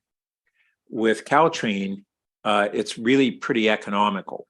So a question for us is that even if we are having a strong skepticism about the trench and can't really, we could make a decision now, or we could make a more informed decision, hopefully in September. We could ask Caltrain to look at both the compatibility of the trench with a 4-track to confirm that and review our costs. On the other hand, the timing, if we ask Caltrain to do that, I'm not all sure they'd have those answers by the time at which we would otherwise be ready to make a decision. And it begs the question of, do we really need that information from them to make our own decision? I think that's what's before us. Yeah, so I wonder if we could wait until we get those couple of answers. And then depending on what they are, they may make our decision for us or make our decision very easy. And if at that point, for some reason, our skepticism has subsided for some amount, we get a different answer, whether or not we could still ask Caltrain, since it's relatively inexpensive to study, could they sequence the study such that they could add that in a couple months?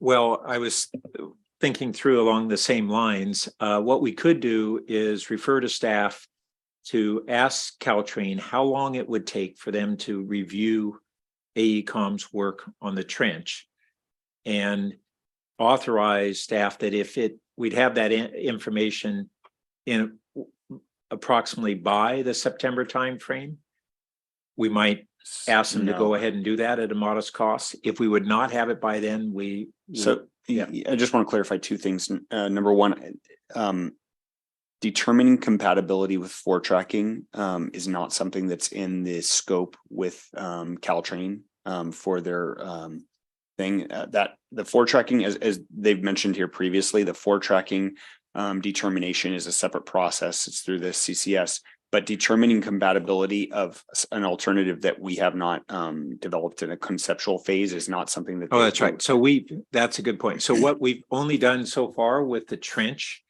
was look at a 2-track trench. That's all AECom did. And that's what. Yeah, for all its alternatives. That's right, for every alternative. So Philip's point is a good one, that we can't ask Caltrain to look at reviewing AECom's work on whether a 4-track trench would be compatible, because AECom didn't study a 4-track trench. We just know that a 4-track trench, maybe Nadia even recalls what feedback we got to what do we know about a 4-track trench, and how can we refresh ourselves on what wasn't a full study by AECom, but was some amount of looking at its problems. So we did never looked at a 4-track any alternatives, so not trench or otherwise. I will say that among the XCAP, when we were looking at the costing of the trench and the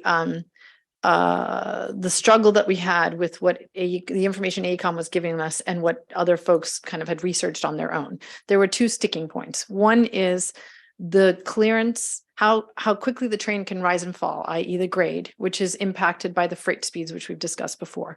And whether you can go steeper is what makes which is what decides whether you can clear the creeks or not.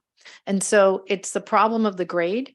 And then the second problem is, if you don't clear the creek, there's 2 different mechanisms, if I remember, of how you can go through the water. So either the water gets pumped over the trench itself, or you can do something else. And so there was questions about, okay, what would you do for all of that stuff?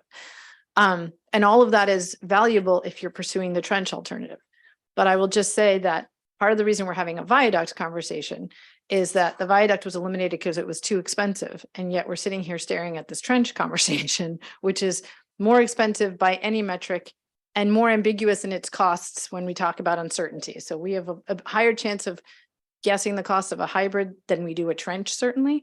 And lastly, Caltrain has, besides the 4-track process, which is separate than the services agreement that we're looking at, they are separately doing the engineering conversation, which would feed into this, but may or may not have any implications for us if they come back and say, look, we definitely need you to not preclude 4 tracks, which essentially ends the trenches opportunity. And following up on that, what Caltrain's looking at, we really have 3 buckets of things they're looking at. One is where they would locate the passing tracks. That's a separate decision that they make. Then responding to a number of technical issues and questions that we have on, can we have a trestle bridge and reduce the clearances there, different design alternatives. But what Nadia was also talking about is the vertical grade and the vertical curve. And those are in a 3rd bucket, because those are issues that basically have to be negotiated with UP, and they're based upon freight speed and other freight related issues. And so they're not ones that Caltrain can decide on their own, unfortunately. So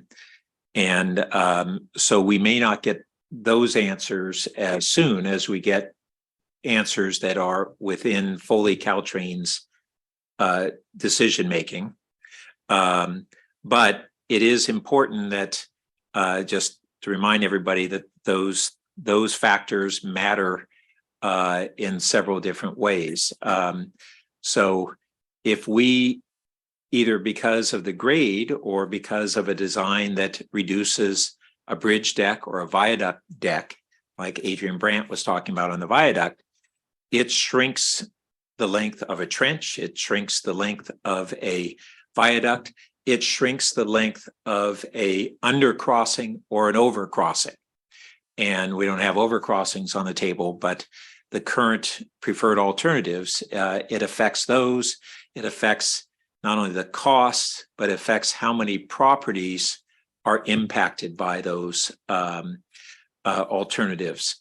So those are reasons why we're chomping at the bit to get some answers from Caltrain. So in the terms of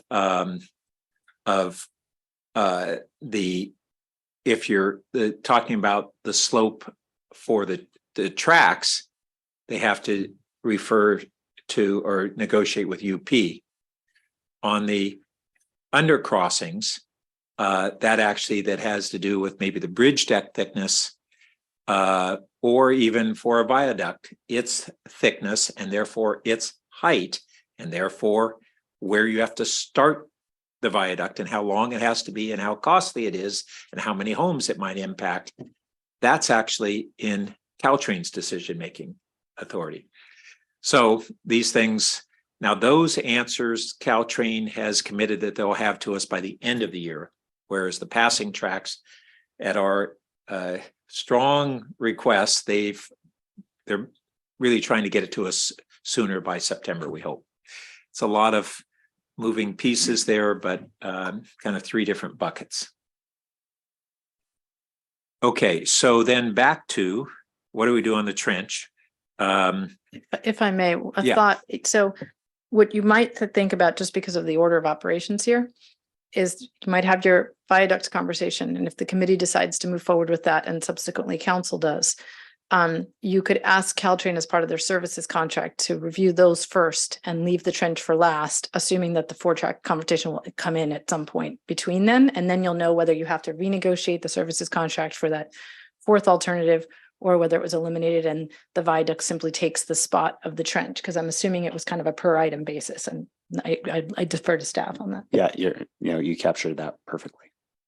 So under that theme, Philip, an alternative today would be to say that we, at this time, we don't want Caltrain to evaluate the trench alternative.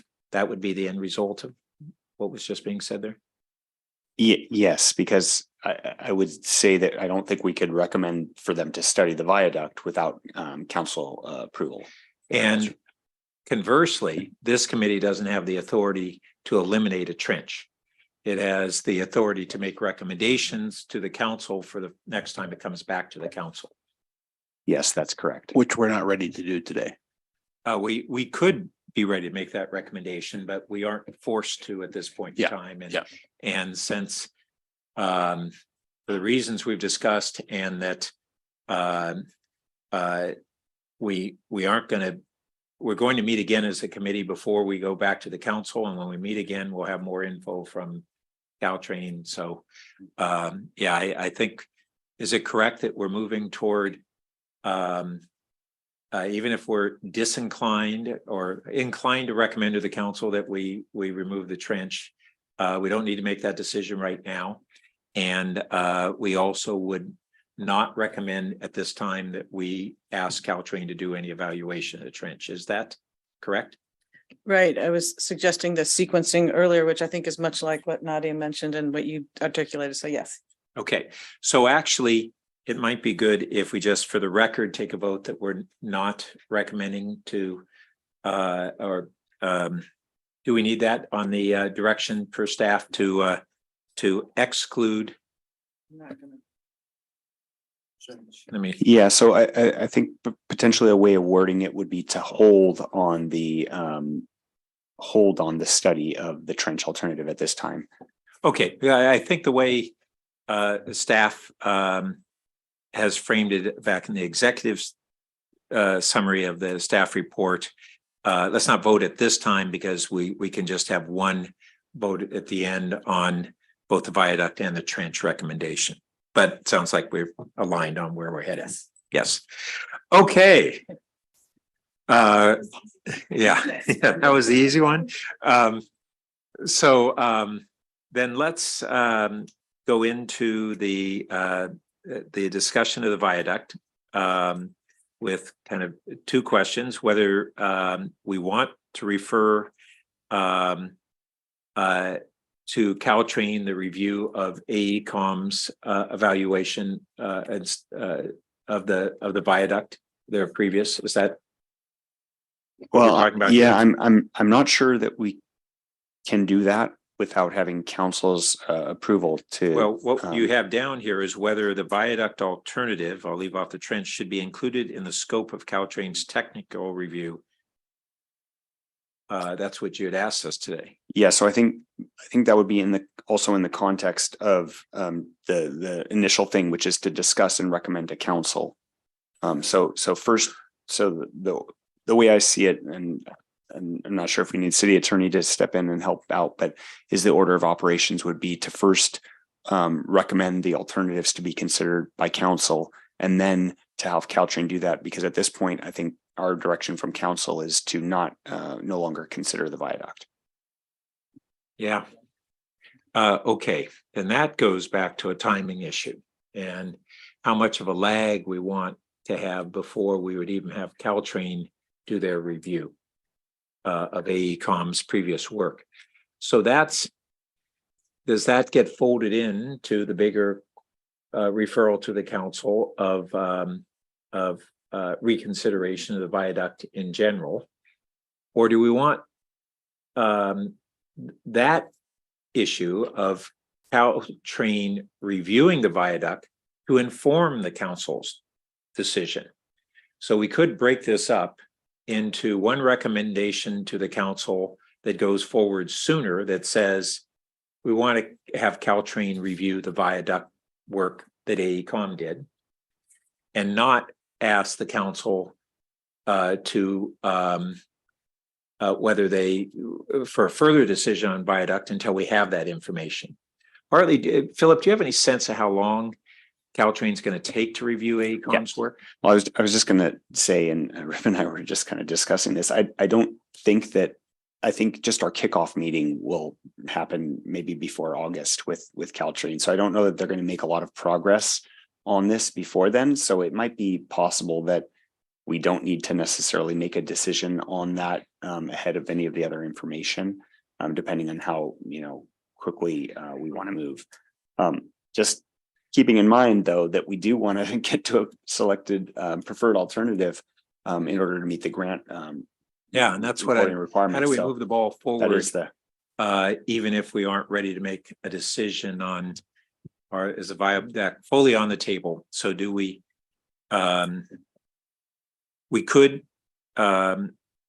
unanimously, if we do it unanimously, it could even go to consent. Simply that we're asking council's concurrence to have Caltrain review the previous work on the viaduct.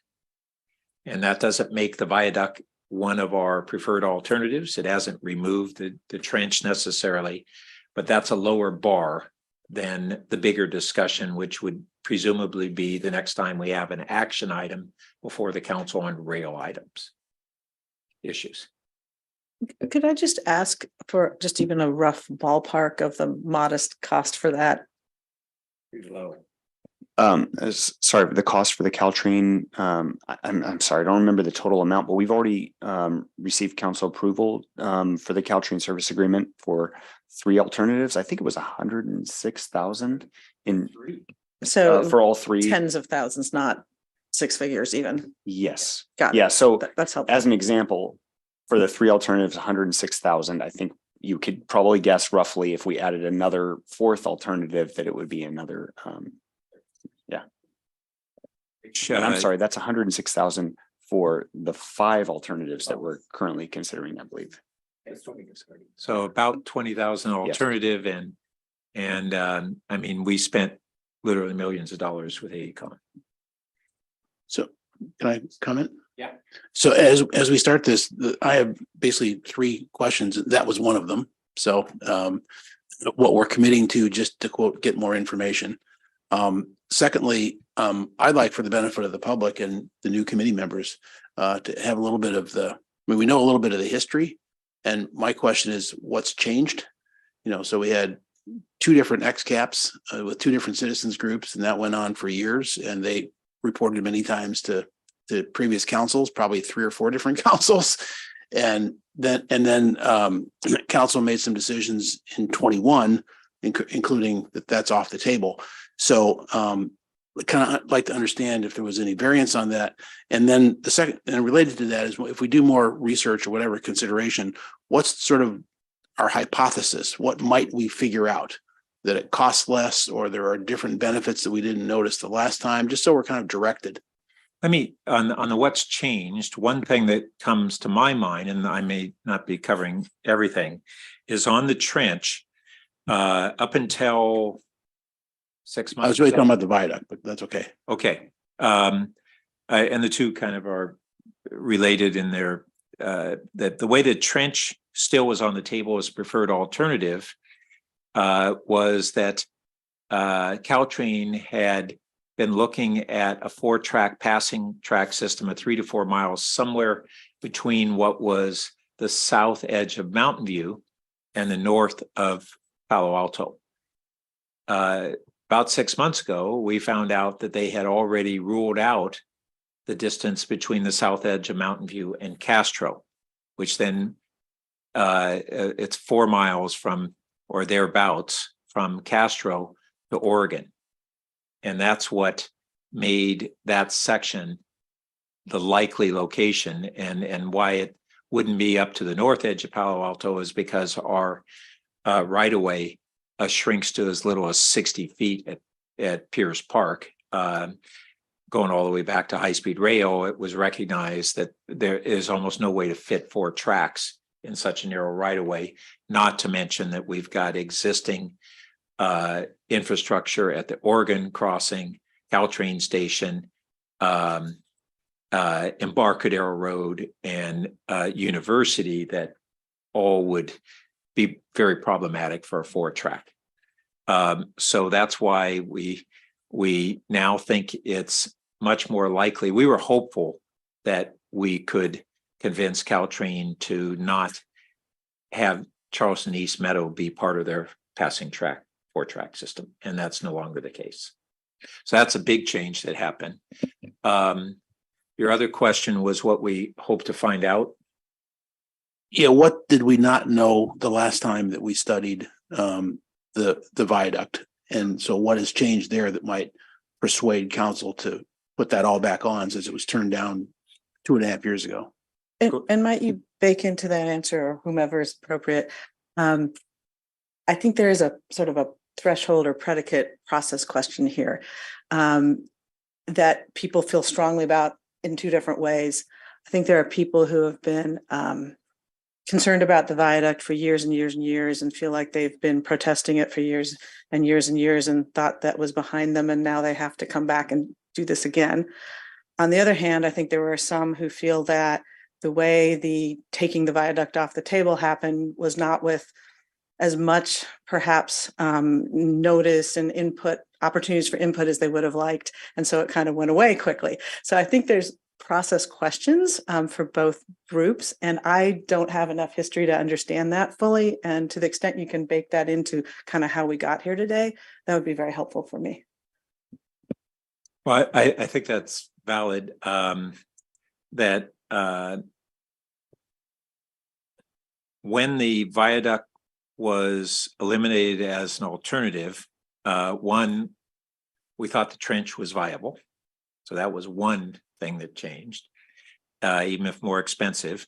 And then we've had an election where this was part of the discussion of an interest in reconsidering the viaduct. That was part of the interest of some of the council candidates who were elected, and then lastly, whether it was eliminated based upon a real deep enough evaluation of not only the impacts, but negative impacts, but how those are mitigated in other circumstances. So are those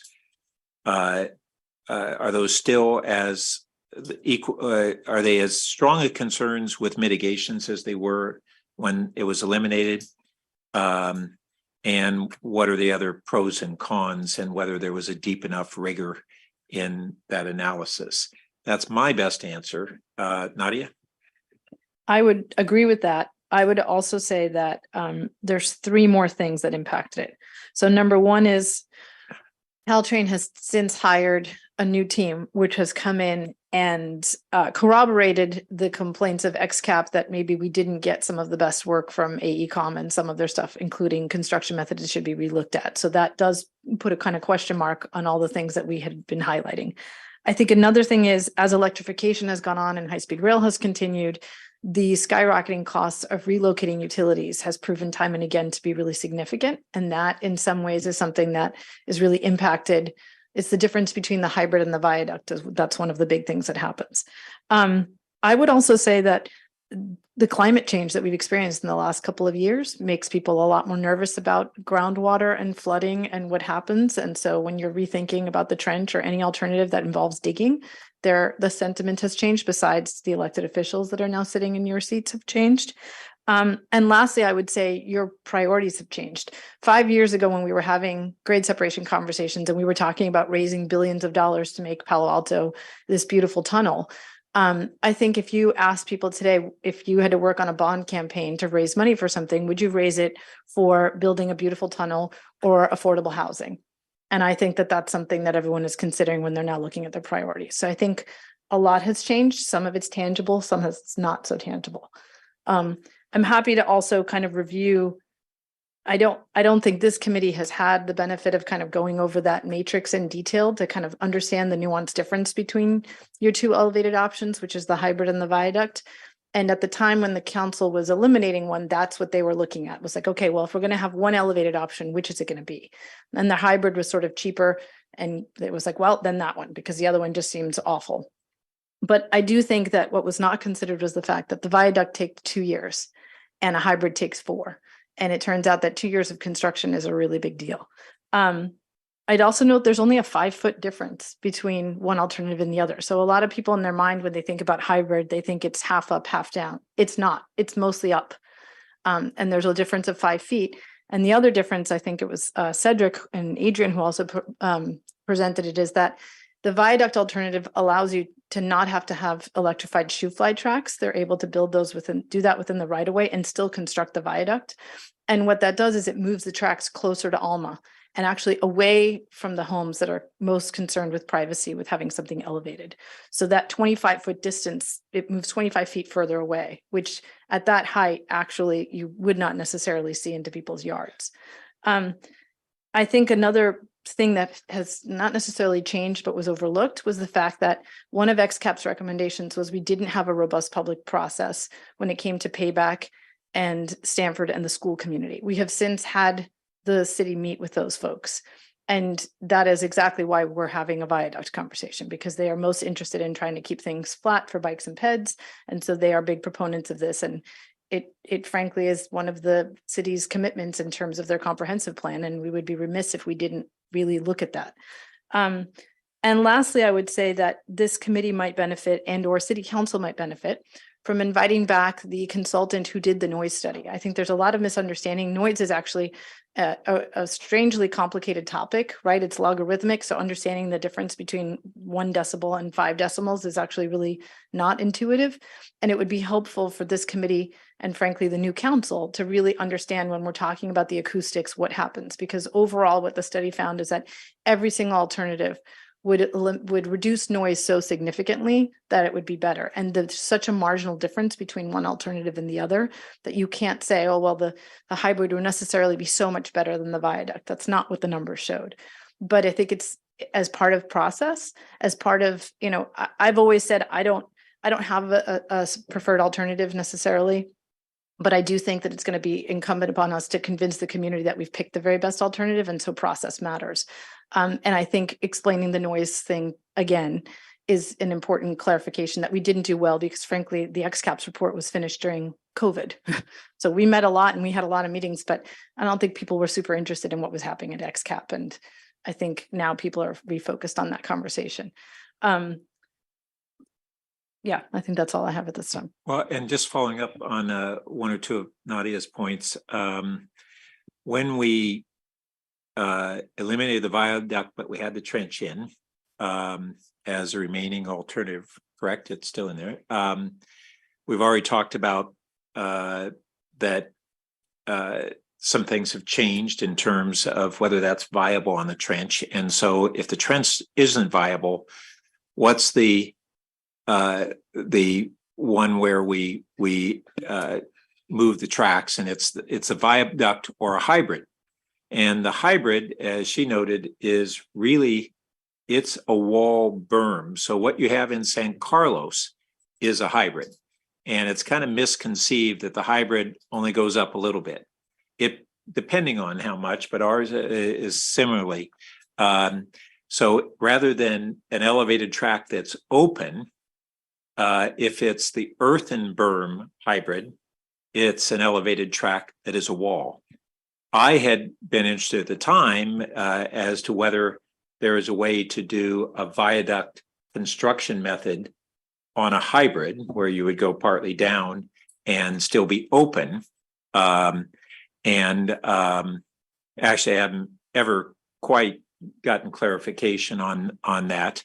But nevertheless, the difference between the hybrid and the viaduct is not a great deal in terms of the height of the tracks. And then we look at the cost difference of which is really primarily a construction method where you're putting the trains on pillars versus a cheaper earthen wall. So that gives some answers to your question. Sorry, I just want to add one thing because I've had this question a couple of times. I think it's important for those that are following along. Everything I said related to the viaduct is really focused on South Palo Alto. When it comes to Churchill, we do already have a preferred alternative. And I would just say that during XCAP's proceedings, because we had so many South Palo Alto alternatives, we got a lot of feedback that it seemed like we were overly focused on Churchill. And in some ways we were overly focused on Churchill because it was the one we felt we could actually make a choice on. The majority of the XCAP had actually picked a closure. The council picked the partial underpass. But I will say, in the interest of keeping momentum and actually moving forward, this is just me, I'm not speaking for XCAP, obviously, because we've been disbanded, but I don't think reopening the viaduct conversation for Churchill is beneficial because it was never anything that was really in contention. And I did want to explain, because I've had the question asked, why was a hybrid never considered for Churchill? And the reason is that when you do a hybrid, you have to lower both Churchill and Alma. And in the Churchill location, you have the houses along Churchill that face Churchill, which means all those driveways are impacted. And along Alma, on the east side, you have all of the homes that face Alma. And when you lower Alma, all of those driveways are impacted. When you're talking about Meadow and Charleston, along Alma, none of those houses face Alma. So the lowering of Alma does not impact those homes in the same way. It only impacts the homes that are along Meadow and along Charleston. And because on the east side, you have the Circles neighborhood, basically between Meadow and Charleston, they also don't have as many driveways that are impacted.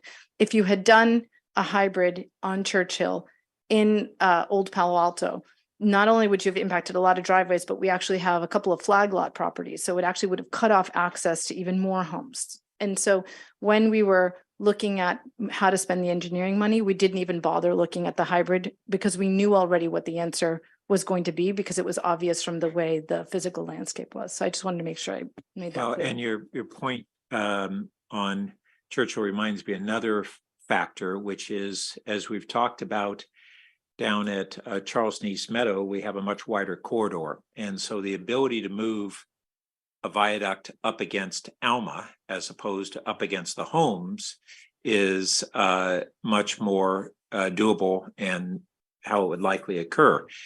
In a 65-foot corridor at Churchill, not only do you not have that option, but is the ability to eliminate the shoe fly tracks, or I should say the ability to not have an impact on Alma during construction. Is that still the case at Churchill or is it different? I'd have to go back and watch the video. I don't recall on the viaduct for Churchill whether it required a temporary lane. Not the shoe fly, but lane closure. Temporary lane closure on Alma. For viaduct. I think it did, but I'm not. You know what? I'll check the matrix now. Back to Vicky. Well, I just had one quick follow-up question for Nadia, but she's checking. Sorry, didn't mean to distract you. Did I hear you say with respect to the noise study that all of the options reduce the noise relative to the current situation? So even the viaduct reduces the noise relative to today's situation? Yes, the majority of the noise that occurs today is the constant bells and whistles that happen every time a train preemption goes on and the gates have to come down. So by creating any grade crossing, doesn't matter what it looks like, you're taking away all of those horns and whistles. Okay. And so that is actually the main reduction. In addition, the noise of the trains is going to change. So because we're electrifying the trains, currently you have a big locomotive, and the locomotive is what makes the big amount of noise, right? And then the kind of jangling of the rest of the train. The new Caltrain electric trains, we call each of the cars is called an EMU because each of them has their own driving mechanism underneath. So the majority of the noise actually comes from the mechanism at the bottom of the train, which when you have a very low sound wall, like literally 2 feet high that just covers the wheel well, that's what helps block the noise. So the noise of the electric trains is different than the noise that people see today. So a common confusion is that people are looking at today's trains, imagining them up in the sky or up on an elevated berm, and then thinking that the noise is going to be similar. And the noise is actually going to be quite different. That's very helpful. The noise that will be from the electrified trains at grade relative, would that also be buffered in some way? Yeah, so we looked at adding a sound wall, even if you did the only alternative where the train would remain exactly where it is today at grade is the underpass. And we Right. did look at adding a sound wall for that. I should say that the exception is, of course, the freight trains, because that, to my understanding, as currently studied, would not change. But of course, there's 3 of them a day. So very different than I forget how many 90 trains we had pre-COVID, and then how many we're going up to in future plans. So the freight trains elevated would have a noise issue greater than, the same as? So unfortunately, this is the part where noise gets complicated. Noise is studied over a 24-hour period. So a very constant noise, like if you had a generator buzzing all day long, even if at a low grade, would count kind of differently when they count those than a sort of a single event. And so capturing the impact of an elevated freight train on the sound things doesn't come up in the reports in a significant way because it's not considered, it doesn't move the needle in the average numbers. Right. So I understand that from the report standpoint and what we learned, but from a neighbor standpoint, they're going to care about the volume of the train at the time it comes by when the baby's sleeping. And so those freight trains elevated, do we know, would that be greater, lesser, or the same as freight train? We just don't know. I have to go back and look at the report, but I mean, I'm not a noise expert, which is exactly why I'd say invite your noise expert, and you guys should pepper him with all the questions that any reasonable person would And have. I don't know how much detail we went into on noise buffering for the freight. Right. I don't know that. The staff does. That just seems like there's more questions around that. Understood. Thank you. Councilmember, with regards to the construction disruption for the viaduct on Churchill Avenue, it does closes the one, puts the Alma Street to one lane in each direction for the duration of the construction for 2 years. So, yes. So, put simply, a viaduct would have a significant impact on Alma in that area, whereas it would not have any impact on Charleston East Meadow because the corridor is wide enough to not need to take a lane. Is that correct? Yeah. Yes, that's correct. They don't need a shoe fly track outside of. Or even not just shoe fly, but just construction impact for, yeah. And did I understand you to say it would take 2 lanes from Alma, so there would only be 1 in each direction? So at Churchill? that is correct. Thank you. Okay. And so that answers another one of Ed's questions of, what are those differences? No, I guess yours were on what's changed. Okay.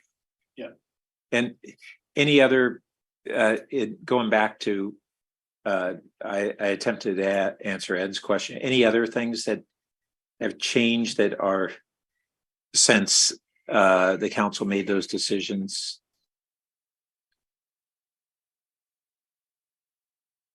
Well, I guess, the Caltrain agreement.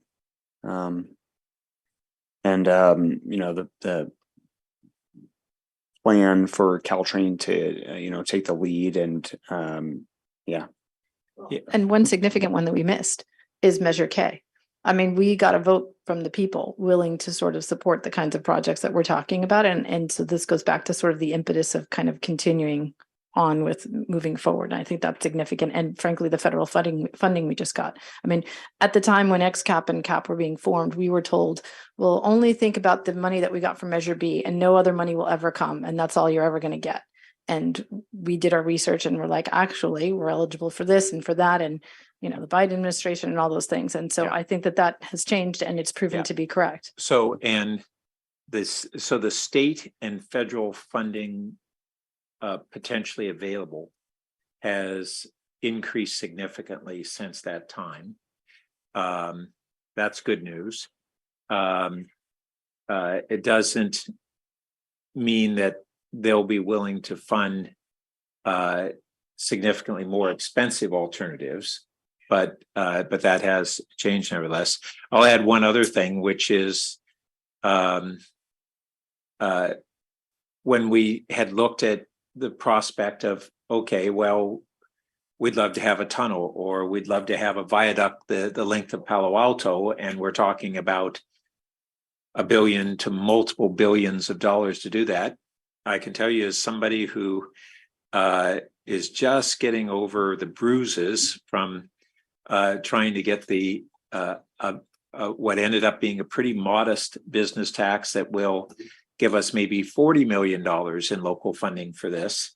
The notion of needing to think in terms of hundreds of millions or billions of dollars in local funding does not seem at all realistic to me. That we'll have an issue of whether the community ends up supporting the preferred alternatives that we're going to have to settle on. But that's a different one from whether they're willing to have very large self-funding for a preferred alternative, like a trench or a tunnel or whatever, or even a viaduct. Wouldn't we also be comparing this to the underpass as just part of the normal course? And we already have those costs. Do those need to be updated? That's one of the things that Caltrain's going to look at. And I will add that several of these technical issues that we're asking Caltrain to evaluate will affect costs as well as impacts. So if you take the underpass, an example of the bridge deck thickness. Yeah. That sounds mundane, but it has cost impacts and it has impacts on adjacent properties. Because if you can go thinner, you don't have to go so deep and you don't have to start that drop down so soon. So it shrinks the construction area and it shrinks the number of properties that are impacted. Still issues, but it moves in the right direction on each. And that's just one of several different design technical standards. And we're pretty optimistic on that.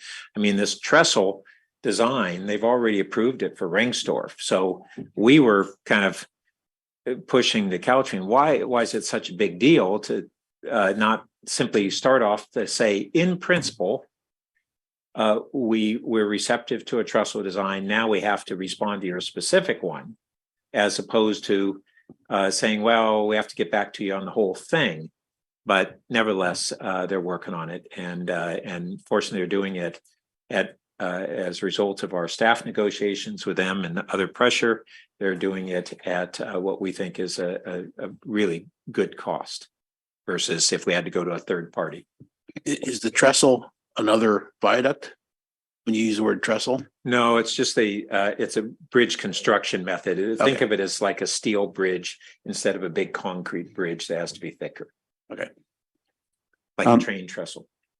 If I can, I just want to go back to the questions about noise. I just want to reference the noise study final report that we had.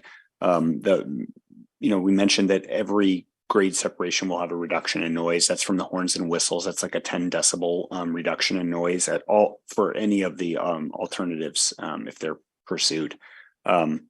The wheel and rail noise has a reduction under the trench, the viaduct, the hybrid,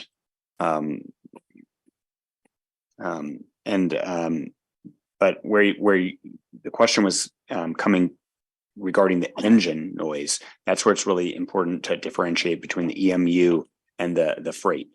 So the EMU, there's a reduction on the trench, the viaduct and the hybrid, but with the freight, there may be some increased noise level beyond the first row for those diesel trains. With the viaduct? Yes, with both the viaduct and the hybrid. Anything elevated might actually increase the noise from freight. Right. But I just want to point out, just like the other trains, the main noise as a resident, is actually the freight train whistle, right? It's actually the long wah at night that they have to do, and it's not necessarily the rumbling of the cargo, and that would be eliminated with a crossing. And I think, tell me if this isn't correct, though the horn noise carries a kind of a greater distance, whereas the direct rumbling freight noise is maybe more concentrated to the most immediate neighbors. Is that correct? That I think is a sound expert question. Yeah. Okay. I think what it says is beyond the first row. So I would assume that. So tell us again what it says about. It says that the viaduct and hybrid may create some increased noise level beyond first row for diesel freight events. Oh, and was that beyond first row because they were saying that they would have some deflection through a partial sound wall that would affect the first row? And that's another interesting thing, is that so there are ways to mitigate the noise for the most adjacent homes, but then it can have an impact beyond that. But in this case, then the viaduct also moves 25 feet away. So it's not the same when you measure what happens with the hybrid at row 2 versus the viaduct at row 2. And that was not studied. They didn't do anything of measurements of second row, right? That was one of the complaints that we had, was that they might want to add an addendum. If I recall, that was in our. I don't recall that, but the one thing I will mention, which is a little bit different, is we talk about noise, but we're not talking about vibration, which is also relevant. And the viaduct does provide less vibration to the neighboring homes as well. So that is, I'm sorry, less than I think all the other alternatives, I believe. So it's a decrease in vibration. Yes. A potential decrease in the most adjacent homes, even with the freight, and potential increase beyond the most through the second tier or third tier homes. Right. Yeah. So bunch of even within one sub issue of noise, there's a bunch of layers to that consideration. I just want to say that as much as some of this may feel like it's a refresh of things that were looked at, I would say first, we have 2 of the 3 members of this committee who weren't on the council at the time. Second, it's very helpful for me to do a deep dive again. And third, I think there were some of these aspects that the full council didn't flush out as well as might have been desirable when they were looking at these. Doesn't mean a different decision would occur necessarily, but I still find this real helpful. I was going to add that the noise study also looked at construction noise. And in case you're wondering about that, the viaduct and the hybrid both had moderate construction noise impacts, but the trench and the underpass had severe noise impacts for the limited time. Thank you. What again was the length, since you're on that page? The length of construction time is a different report, but the length of construction time. So a trench, 6 years, hybrid, 4 years, a viaduct, 2 years, and an underpass, 3.5 to 4 years. Although I will say that they did not consider what happens if you use a jacked box. And so that timing was a question. And jacked box, I'll just note, is one of the things that Caltrain is looking at, but they've indicated receptivity to it as, and this is another partial answer to your question earlier, what's changed. So when we were dealing with this before, we didn't have any real feedback on construction method, for instance, like a jack box that can streamline the construction. So we've had Caltrain with this new team who's come on and giving them technical expertise that they really didn't have in-house before, who will be reviewing our work. And they've been receptive to the Jackbox. And VTA has come forward and said, we've done Jackboxes elsewhere in the county on other highway construction projects. We think they're great. AECom had done extensive Jackboxes on the Long Island Railway that was an AECom project and was occurring while this was going on, but our AECom engineers said, we don't know whether Jackbox would really work. And that, to me, was very disappointing. So do we have an estimate of how that shortens the time? For example, we the don't underpass? have a time estimate, but it's significant. To be fair, we also don't know what it impacts in terms of cost. So, I mean, it kind of cuts both ways and we just don't know. And part of what I think we'll get from Caltrain is how applicable are these alternative construction methods at a tight quarter like Churchill construction versus down at Charleston East Meadow. Yeah. So they may be more doable there than they are up at Churchill, unfortunately. Yeah. So I had some other sets of questions, but I didn't know, Ed, if you were done, if those are just your preliminary. I asked for changes and I got a lot of answers. You did. So, thank you. Did. Okay, thanks. Well, first, I just want to note, so it sounds like the elevated options that the supports essentially work as shock absorbers on vibration. Is that really how you can think about it? So whether it's under or at grade, you're feeling them more, and if it's up there, interesting. So my other questions fall into generally three buckets: visual impact, privacy, and green space possibilities. And I wanted to start with the visual impact because when we amended the criteria and we had talked about, previously had talked about minimizing visual impacts, and now we changed it to consider visual impacts. And I believe the papers and some others have construed that as, not minimizing, like letting, not worrying about the visual impacts. And that is not how I understood it or intended it when we did that, when we recommended that to council. It was more that one could optimize the visual impact. It might just, maybe that doesn't mean you minimize it. Maybe you somehow make it prettier. And so maybe it's more visible, but it's so it could be more visible and not more negative. And so that's why we put the broader consider. So I just wanted to note that, because that to me is how I connote the consider, not that we're not, not as a, we don't care about minimizing them. Anyway, the reason I mentioned that is that the visual impact is a big deal for me. I don't really want to feel like we're driving along the Chicago L the whole time we're going down Alma. It's not just for the neighbors, it's for those of us that go up and down and present our city. And I should not say the whole way, in the portions where we have the elevated area. So my question is, do we know whether there are feasible alternatives to the sort of the looks that we've seen in the packet, where it's just kind of a flat concrete wall with, iron girders, it looks like? Are there things that are more quaint or attractive? And then are they feasible to do? And are they feasible from a cost perspective? So can we make it look more like a European bridge or something? I would just say that, yes, there is a range of designs that have been done. And maybe this is, depending on where we end up, this one of the follow-ups that we would want to do for our August meeting is to be able to look at some of those alternatives if we are in any way having viaduct back on the table. That's a big issue, is, does it look like the worst scenario that we've seen, or could it look closer to the better designs that are out there?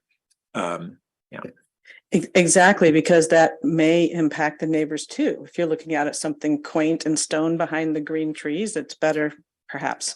But that's at least something we should know, and we should know whether it's cost prohibitive or not, if we go forward to evaluate this, because I do think that how it looks is a significant impact for our city, for the neighbors and all of our residents. The second thing I was going to ask about is privacy. And so we've seen a lot of, both from public comment last night and the woman who called in again today, and from the materials in our packet, we've looked at fence lines and, how much higher the viaduct is and how much higher the train is and how much higher than that the electrical lines are. But what I'm wondering is, that's what they can see, which is notable, but what can the person inside the train see? And it matters whether it's the north crossing or the south crossings because of the distance, the extra 25 feet. So what's the sight line? If I'm a passenger sitting, in a train and I'm looking out, can I see down? What can I see? And if that's something that at some point would be helpful to me. And I think that's a little different of a question because of the angles. Yeah, well, I think that's actually something that would be related to the earlier question that you had about what visual things can be put up, because that is an option. I do want to note that, of course, adding additional features would add additional costs. And I'm sorry, I had one more comment. Oh, the right of way. Thank you. The right of way under any potential raised structure would be technically still Caltrain's right of way, as if it's constructed on Caltrain's right of way. So we would need their authority or their permission to utilize that. Say we wanted to build a bike path or something similar to what's on the Ohlone trail. Yeah, so I want to tease these apart because that's actually my third bucket I haven't gotten to. But I think it's a little different whether we're talking about what it looks like versus what the sight lines are from within. Because if you're 25 feet away, how far down can you see or not into someone's yard? I just think that that's important to know, because that would impact, I think, the privacy concerns of the residents. Yeah, so that was what I was tying to the earlier discussion about mitigations. So if you built a mitigation, you could literally build a wall. I mean, you could build like essentially a elevated wall along the viaduct that would prohibit somebody from seeing down into locations. I mentioned this earlier, but in Japan they have these trains that the windows darken as they blur is what they do. They don't darken, they blur as they go through certain neighborhoods. It's all technology that's attached to the train. So there are a lot of different options. Okay, so there are things we could address from a privacy standpoint, perhaps. Okay, then on to that third bucket about green space potential. So the viaduct, we talked about how it's tallest at sort of its center point, or well, I guess down where there's two crossings, there's a chunk where it's at a certain height. When it starts to come back down and then it hits that fill area, right, where there's sort of so there's trestle, and then it hits I think a fill. Can't remember, is that the right word? A berm. How high off the ground is it at the point it hits that berm? Yeah. What is the average range? Is it 2 feet, 5 feet, 10 let feet? me just say, to answer your design question, because I think this will help, is that keep in mind that this entire exercise was literally just, what are the general ways we can move a train and what might that look like? And none of the details of any of this are set in stone, because you could change, as Philip was saying, you could add different treatments. You might look at different literal designs, for example, for the viaduct, and a lot of this will shift. So it's very difficult because we're trying to get into nitty-gritty details because we're shown these pictures and then we react to the pictures. But the reality is, like, as policymakers, you guys are really making very big, bold ideas and strokes to say, okay, generally I'm interested in this thing being either in a trench or at grade or with something elevated. And then if it's elevated, I want to look at the merits of which of the two, and you'll have to choose. So none of the things that you're focused on, which are super important and which everybody keeps responding to, are we anywhere near the level of detail where you could really answer those things? We have general numbers, but I wouldn't bake anything. That creates a bit of a chicken and egg issue, because in some of those circumstances, which alternative we might favor is dependent on the details, but that's a big cost and a lot of work to refine those details. So I think the best we can do is look at some best practices, and we can anticipate where we might end up, but unfortunately, we can't know it when we have to make some of these decisions. Yeah, no, that's helpful to know. And I do think ultimately the devil will be in the details, but I take your point that at this point we're looking more categorically. So then, generally speaking, I guess one of the things I'm trying to get at is when we talk about the potential for green space. So let's say at Churchill, even though I heard you say that it's different beast, a different question, different set of decisions. It wasn't really on the table there, but just as an exemplar. So when that starts to rise, if we did a viaduct there, if it started to rise north of Embarcadero, there's not really any place for green space. Then we hit a space where perhaps there is. Then we hit Pierce Park, and then it's too low again. So I guess what I'm trying to understand is under a viaduct, there's going to be some space. It's not the whole length of the viaduct that would be the green space. Is that generally right? So yes, but in the case of the Churchill Viaduct, it starts after Embarcadero and comes down before you get to Calap. So there's almost no space to really make use of that. And I would say that on the Meadow Charleston Viaduct, your point is correct. At some point, it's not open underneath, it's filled. And the biggest question we've gotten is like, well, could you use that and turn that into some kind of usable space? You probably could, but your access to that usable space will always be limited by how you can basically walk up to it, because all the houses, there isn't a kind of any other little through streets there.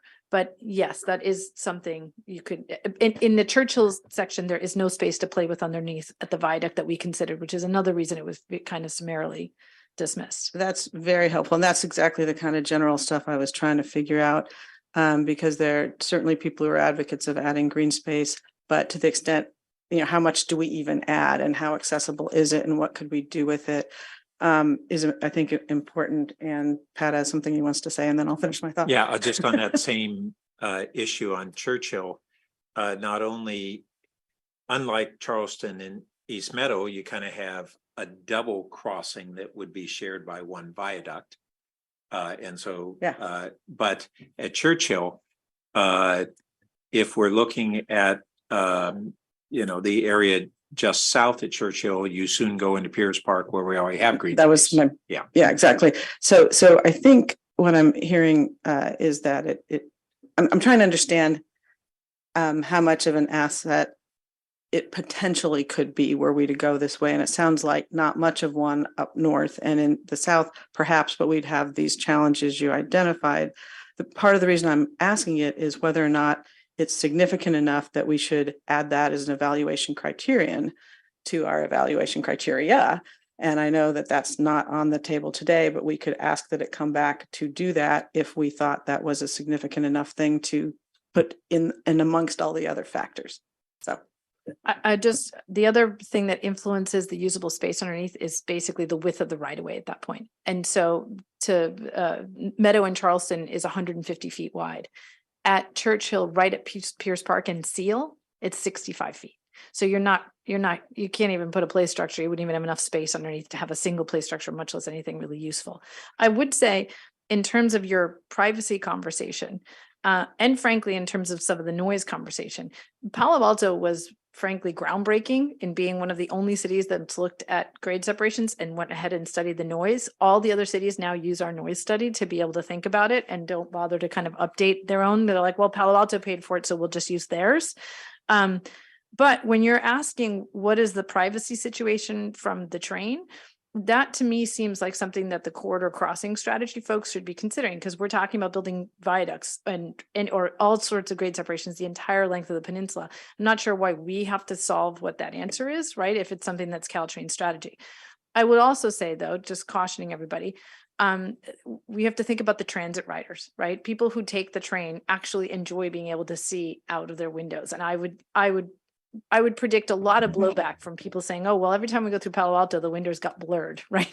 You'll get some people getting really upset about already that. Got train sets, but yeah, alternately, we haven't really, this goes into these details, but I can certainly envision that you could have a translucent barrier that would not make it look like a dark wall, let light through that would go up so that you're not peering down at the most immediate neighbors.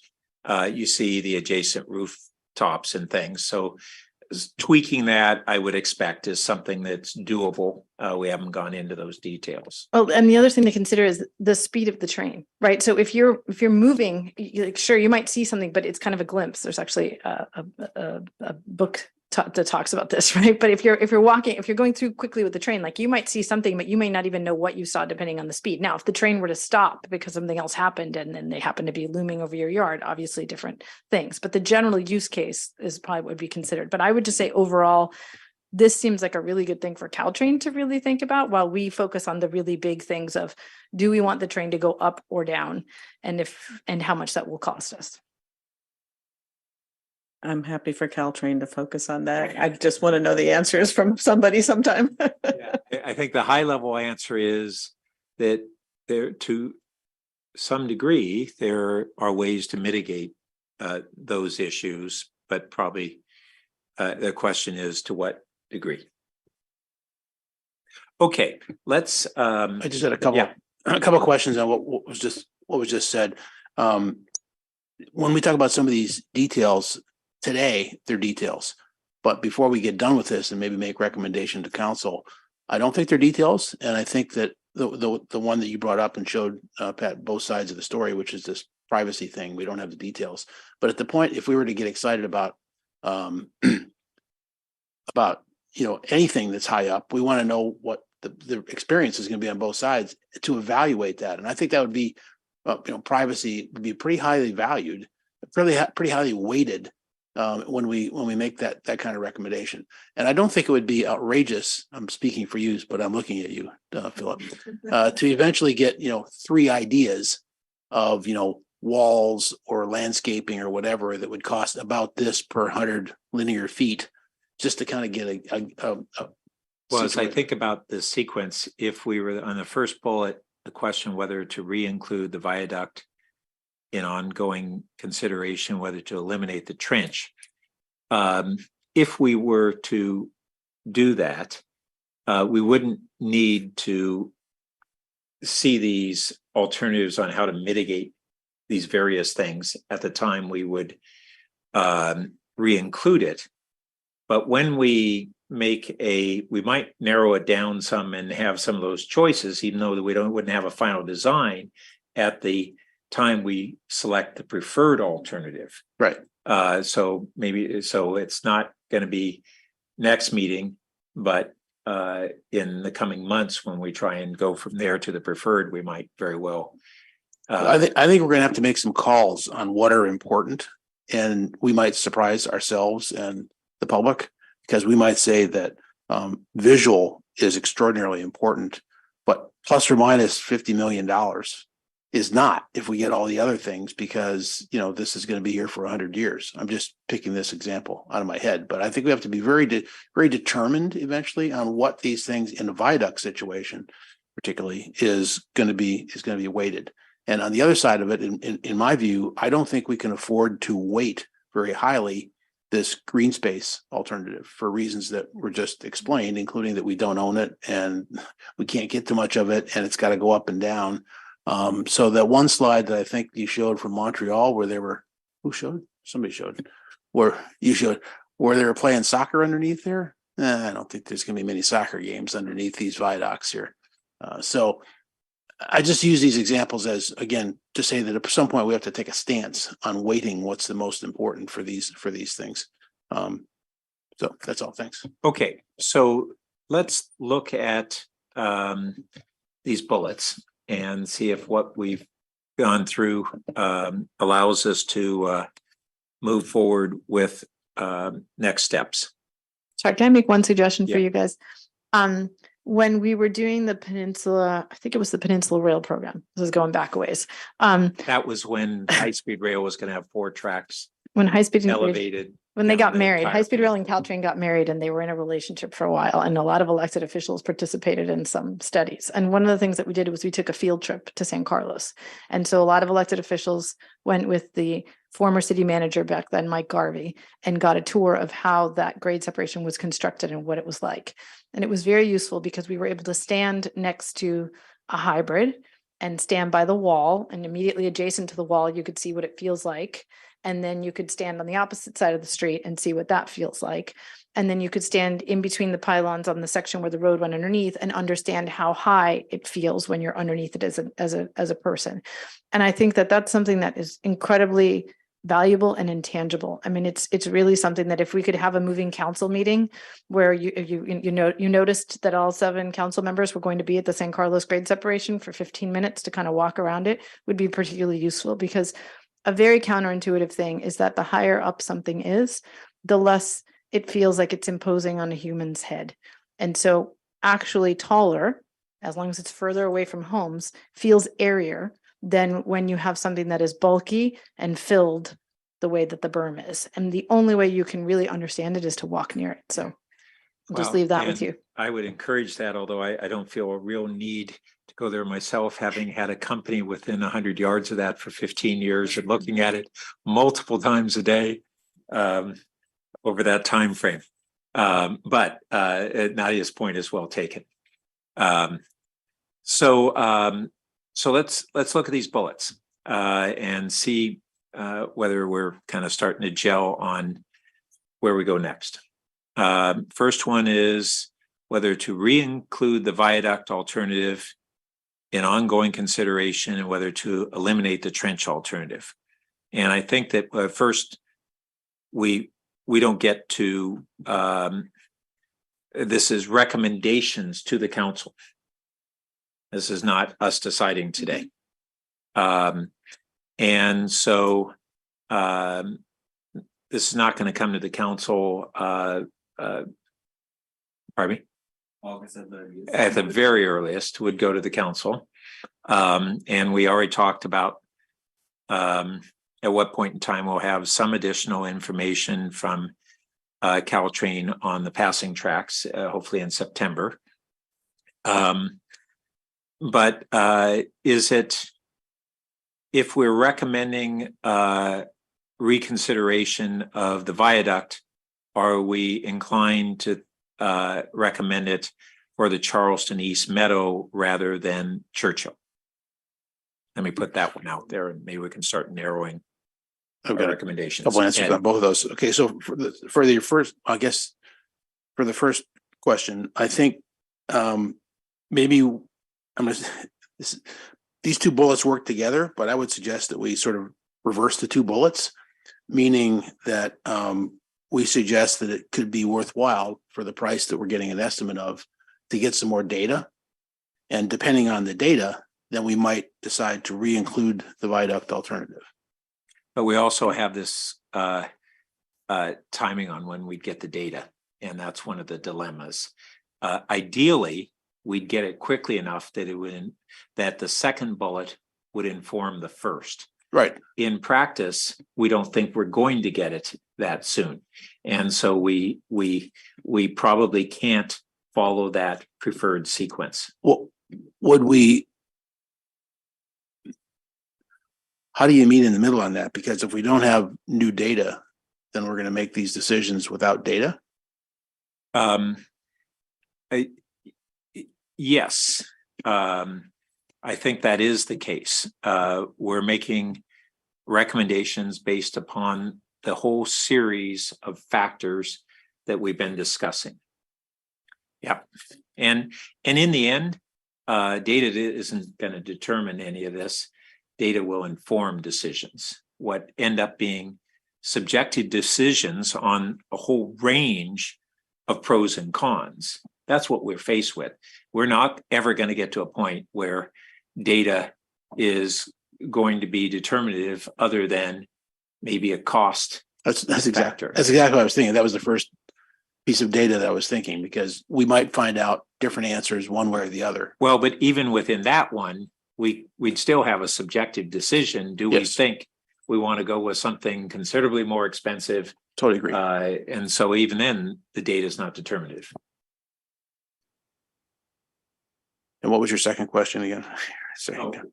Well, It's just, I say that in an ideal situation, we'd invert them like you were suggesting, that we'd get that additional information from Caltrain, from bullet 2, and then that would inform bullet 1. So say even we pushed off this recommendation to council to September.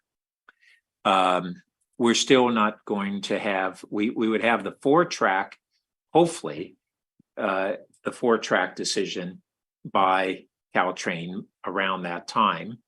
But we wouldn't have Caltrain's analysis of these alternatives. We haven't even, I don't know if you've, Philip, had this discussion with them of, given that they're focusing on getting answers to our technical questions in the 4-track right now, if we add a request to them to evaluate these things, do they have capacity to do that concurrently, or would it have to follow sequentially from what they're already working on? Well, I think our agreement currently includes the 5 different alternatives that they would do. I do think there's going to be some concurrent work, but I think that the 4-tracking information will likely come to us before they finish with the analysis of the work that we've done. So one question is, do we want to recommend to the council that we have Caltrain evaluate the viaduct alternative and not bother with the trench alternative? And would that go to the council on consent unless council wants to? That's just what we're asking Caltrain to evaluate. It's not saying that that's a preferred alternative. We're just asking them to give us more technical information as quickly as possible.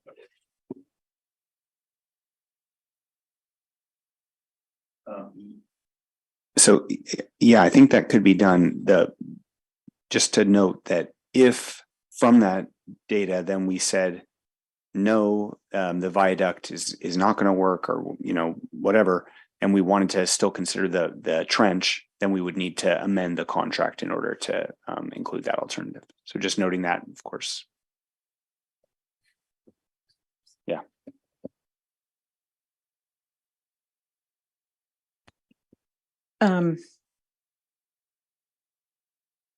I think that, could we not go ahead and submit the viaduct alternative for further study to get that going, and then just be opportunistic in August or September and see what we know? And then we may have some more information to make a decision on, we may not, but we wouldn't be any worse off than today. Well, we have to get the council authorization to submit. You're talking about submit the viaduct to Caltrain. And that's where I was saying the most streamlined way to do that would be to make it a simple call, put that on consent. We simply want the council to endorse another $20,000 or whatever it is for Caltrain to evaluate that. So just to clarify, would the recommendation be to amend the contract with Caltrain to add the viaduct in addition to the trench, or to study the viaduct right now instead of the trench, and potentially put the trench on hold? You know what, as I think about this, so yeah, if we want to add sorry, go ahead, Ed. Well, no, it's just right. Well, that was a sidebar to Philip asking if we really need to be that specific.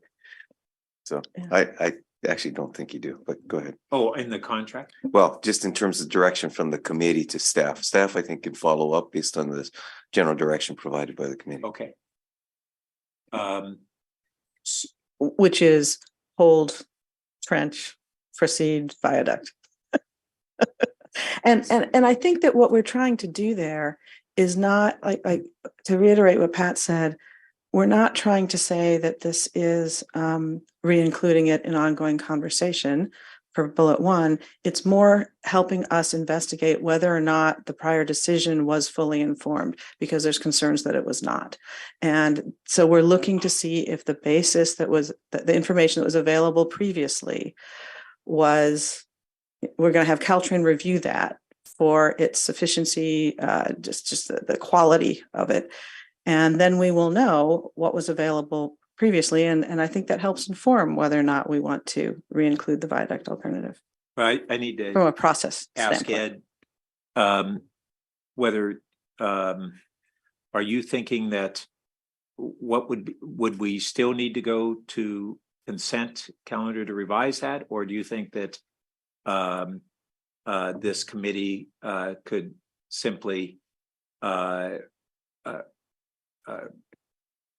request that staff have Caltrain Prioritize. prioritize the work. I think within the overall scope, it would seem to be consistent with the prior delegation from the council to communicate the priority to Caltrain. So it would not require a consent. even though the viaduct had been eliminated?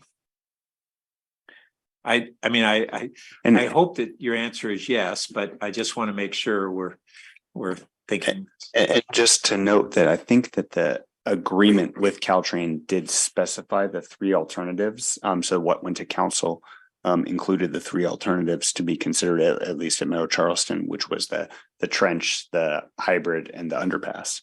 So that's my concern, in that we would need their approval to do otherwise. Couldn't you just say, you have the discretion to say, hey, Caltrain, we sent you those three alternatives. Start with the hybrid and the underpass. And if you're getting close to trench, let us know beforehand. And by then, I promise you, you will have already had a meeting with council and decided the rest. And then you can come back and decide whether, hey, instead of trench, we're swapping in the viaduct, or hey, we've decided we're also going to do the viaduct. Therefore, let's figure out then the council discretion and direction would give you the okay to spend that extra 20,000. Well, how about one other possibility, and it's definitely an Ed question, is under the city manager's spending authority, if it's $20,000, do you have the ability to simply say, we had some guidance, but it's not selecting viaduct as a preferred alternative yet, but you concurrent with the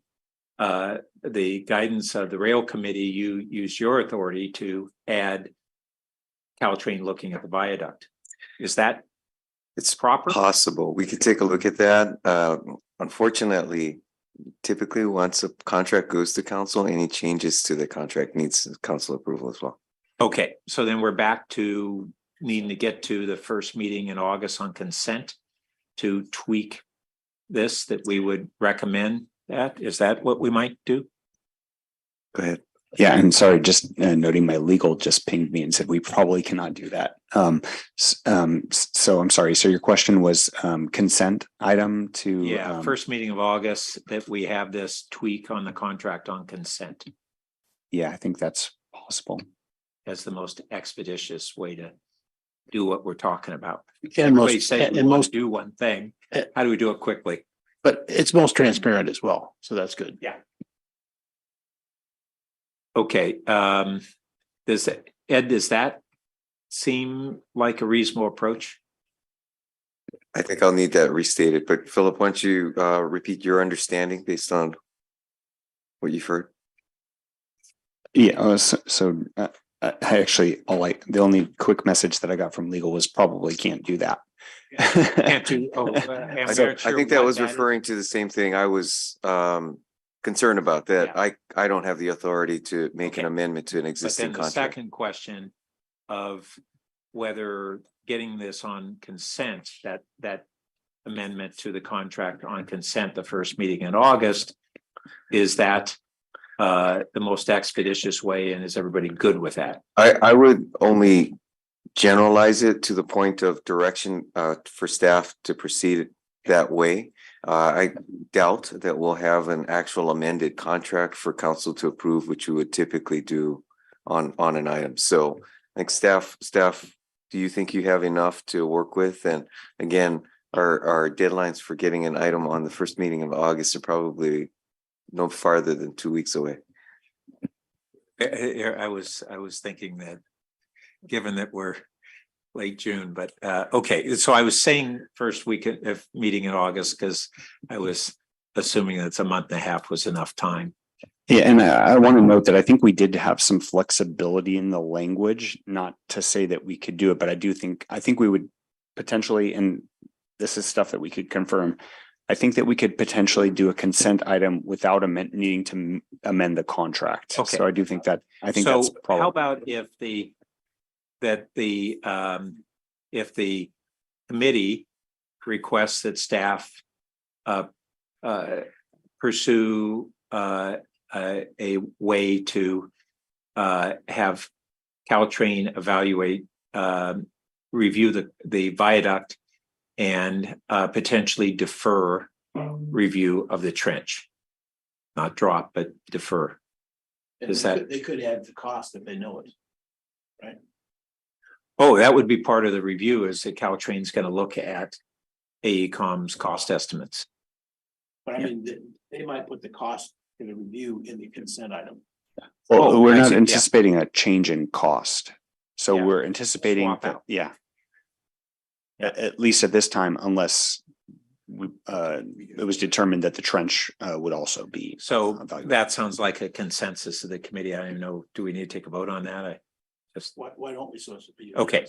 Can I just make one quick yeah. comment? Because I do concur.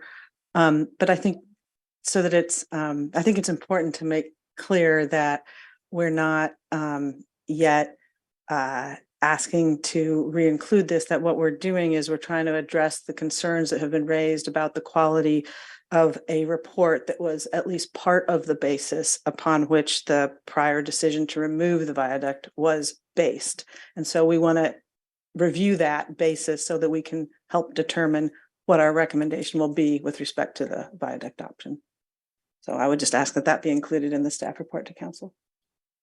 Okay, so putting simply, what we're going to vote on is a request that staff explore the ability or pursue swapping out, having Caltrain review the viaduct alternative versus the trench. And I guess I need to get clarification. Is this specifically to Charleston East Meadow? I'm good with that. Yeah, okay, specific to Charleston East Meadow. Right. So just recapturing what you said earlier is to defer the trench at this time, I believe. Yes. And noting there's no trench alternative at Churchill. So this would certainly be at only Charleston Meadow. But confirming the viaduct only at Charleston Meadow. Correct. There obviously might be some aspects of the report that apply to both, and that's fine. But I think the Okay. All in favor? Aye. Okay, that passes unanimously. And then yes. Oh, She had a motion on. I didn't. Oh, look at the sorry. motion. You know, put that back. Oh, it says not the trench, and we should say and defer the trench. Not only remove one. Thank you. Okay, everybody still good with that? That refined language? Yes. Let's vote again. All in favor? Oh, All right, Aye. good. Just to make it official. Okay. Chair Burt, sorry, Yeah. this is Tim Shimizu, Deputy City Attorney. Can do you have a second just so we can memorialize this? Yeah, what do you need to? Just in terms of this motion, who is your seconder? Thought you meant a second in time. Oh, yeah. I'll second it. That's fine. Okay.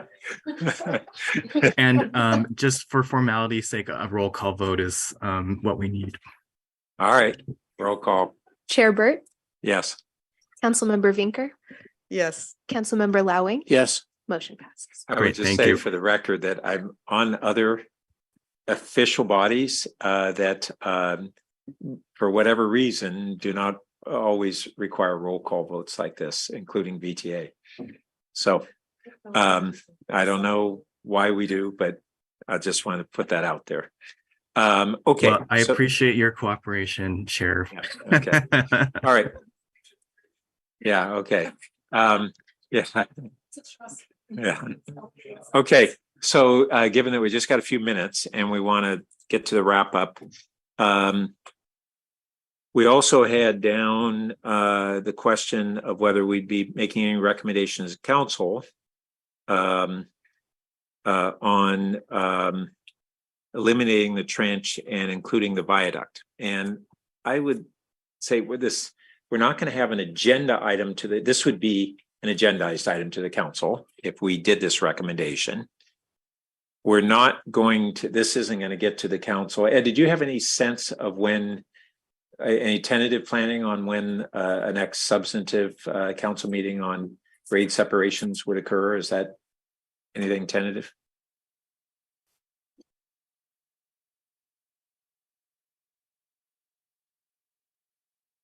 I need to look back at the work plan and see what the schedule was, but I think I thought we were planning for something December or when? No, then.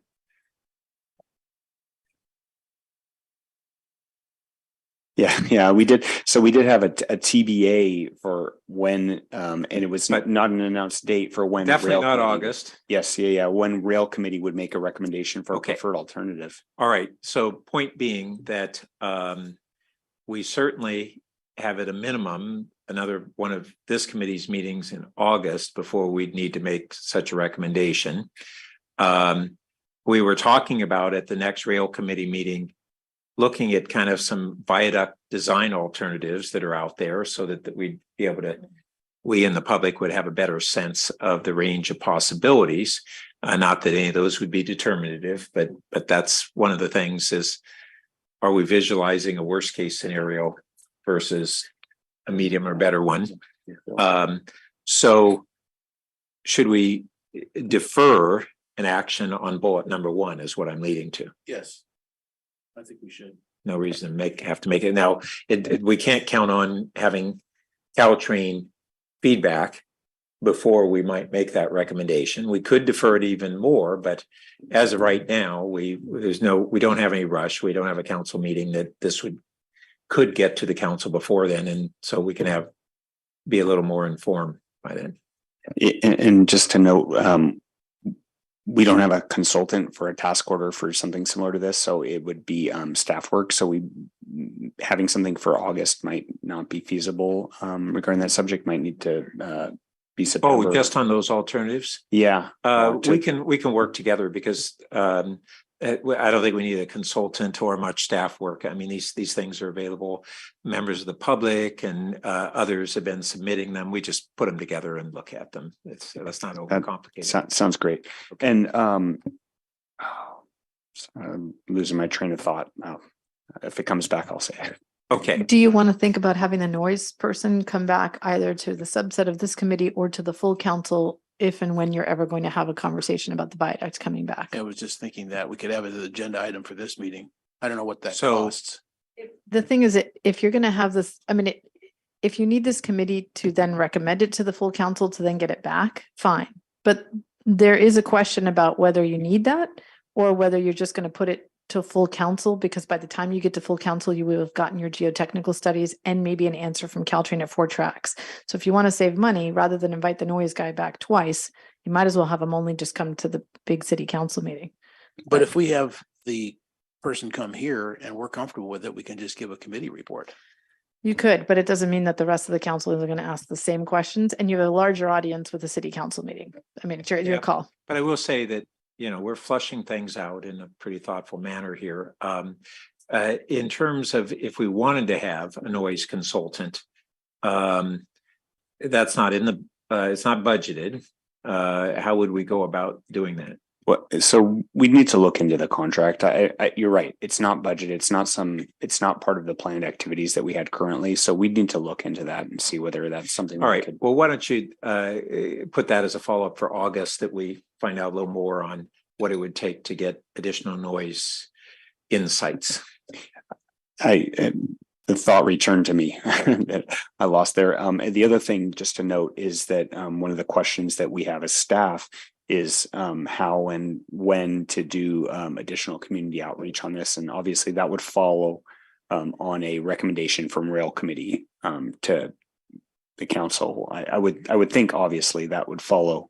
Although it's possible that rail committee might decide that they want additional community, some sort of additional community engagement prior to making a decision. So just wanted to Yeah, put that. and we want to go back and recognize what you pointed out at the beginning, which is part of the hook on these federal dollars is that we need to keep pushing the ball forward on getting to a preferred alternative. And so we need to make sure that we don't have multiple months gaps in between each of these sub decision points. Not to mention, when we were talking earlier about these new federal dollars that are somewhat unprecedented, the first go round of those dollars was allocated already this year, and Mountain View qualified for a bunch of them. We want to move forward, if possible, in a way that will let us qualify in upcoming years. And so that's a second reason that, even though things that we haven't talked about this, but the pros and cons of the impact of the COVID disruption on use of transit is that, and the traffic congestion is that the time horizon at which we have this congestion crisis of them adding more trains and we have more cars is pushed out more than a few years. And I would say that the reality before was we didn't have enough time. And the question now is whether we have enough time or we have a little extra time, and nobody knows that. But either that's kind of, we're less pressured in terms of needing to get this finished before we've got a gridlock crisis in our community. We're more pressured in terms of needing to take advantage of what may be one-time funding options. That also reminds me, with respect to timing, that I believe by August-ish, we may know what happens with the VMware acquisition and merger and what happens with their campus and what that impact that has on traffic and for how long. And so that may be something else also that. Yeah, although I would argue that, in the research park, they have ebbs and flows. And this is going to be a period of an ebb, but ultimately, I think we should assume that the research park will return to full occupancy, even if we have a disruption from one major employer leaving and taking a while for another to go there. This is a longer term cycle, but it might influence a little bit on the margins, but I don't think that is the fundamental issue. Maybe not fundamental, but they're at like 400 instead of 4,000 people on that campus now. And for however long that continues, it might just buy us a little time, is my only point. Yeah, it's definitely one of those factors that's going into return of traffic. So in terms of the schedule going forward, I'm just thinking from a community perspective, it might be helpful for our August meeting to have a timeline that talks about these are all the data inputs that are coming: geotechnical, Caltrain 4 tracks, Caltrain technical, quarter-wide study, just kind of laying all that out. And then I would recommend doing a community update and holding a meeting at Mitchell Park, because you guys at council have already decided to prioritize Meadow and Charleston above Churchill. So if we're trying to keep the tempo to get to the funding, then you kind of have to keep that going.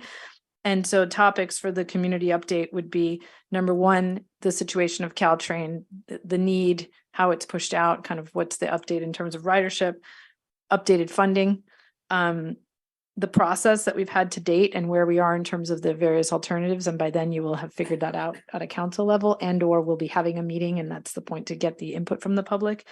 And then lastly, kind of an update for everybody of what the alternatives were, because people have moved away, new people have come in, new people have moved into that area, and just kind of talking people through, like, what were the alternatives? What was already studied? Why were these things eliminated? It's kind of a giant review. Frankly, it's a lot and fairly dense. And I recommend So a lot that's- of cookies for the Well, public. and so that, let's at our August meeting, have at least an initial discussion, a follow-up, what you were talking about of, okay, when and what scope might we have a community meeting on? All right, and our next meeting date is August something. All right.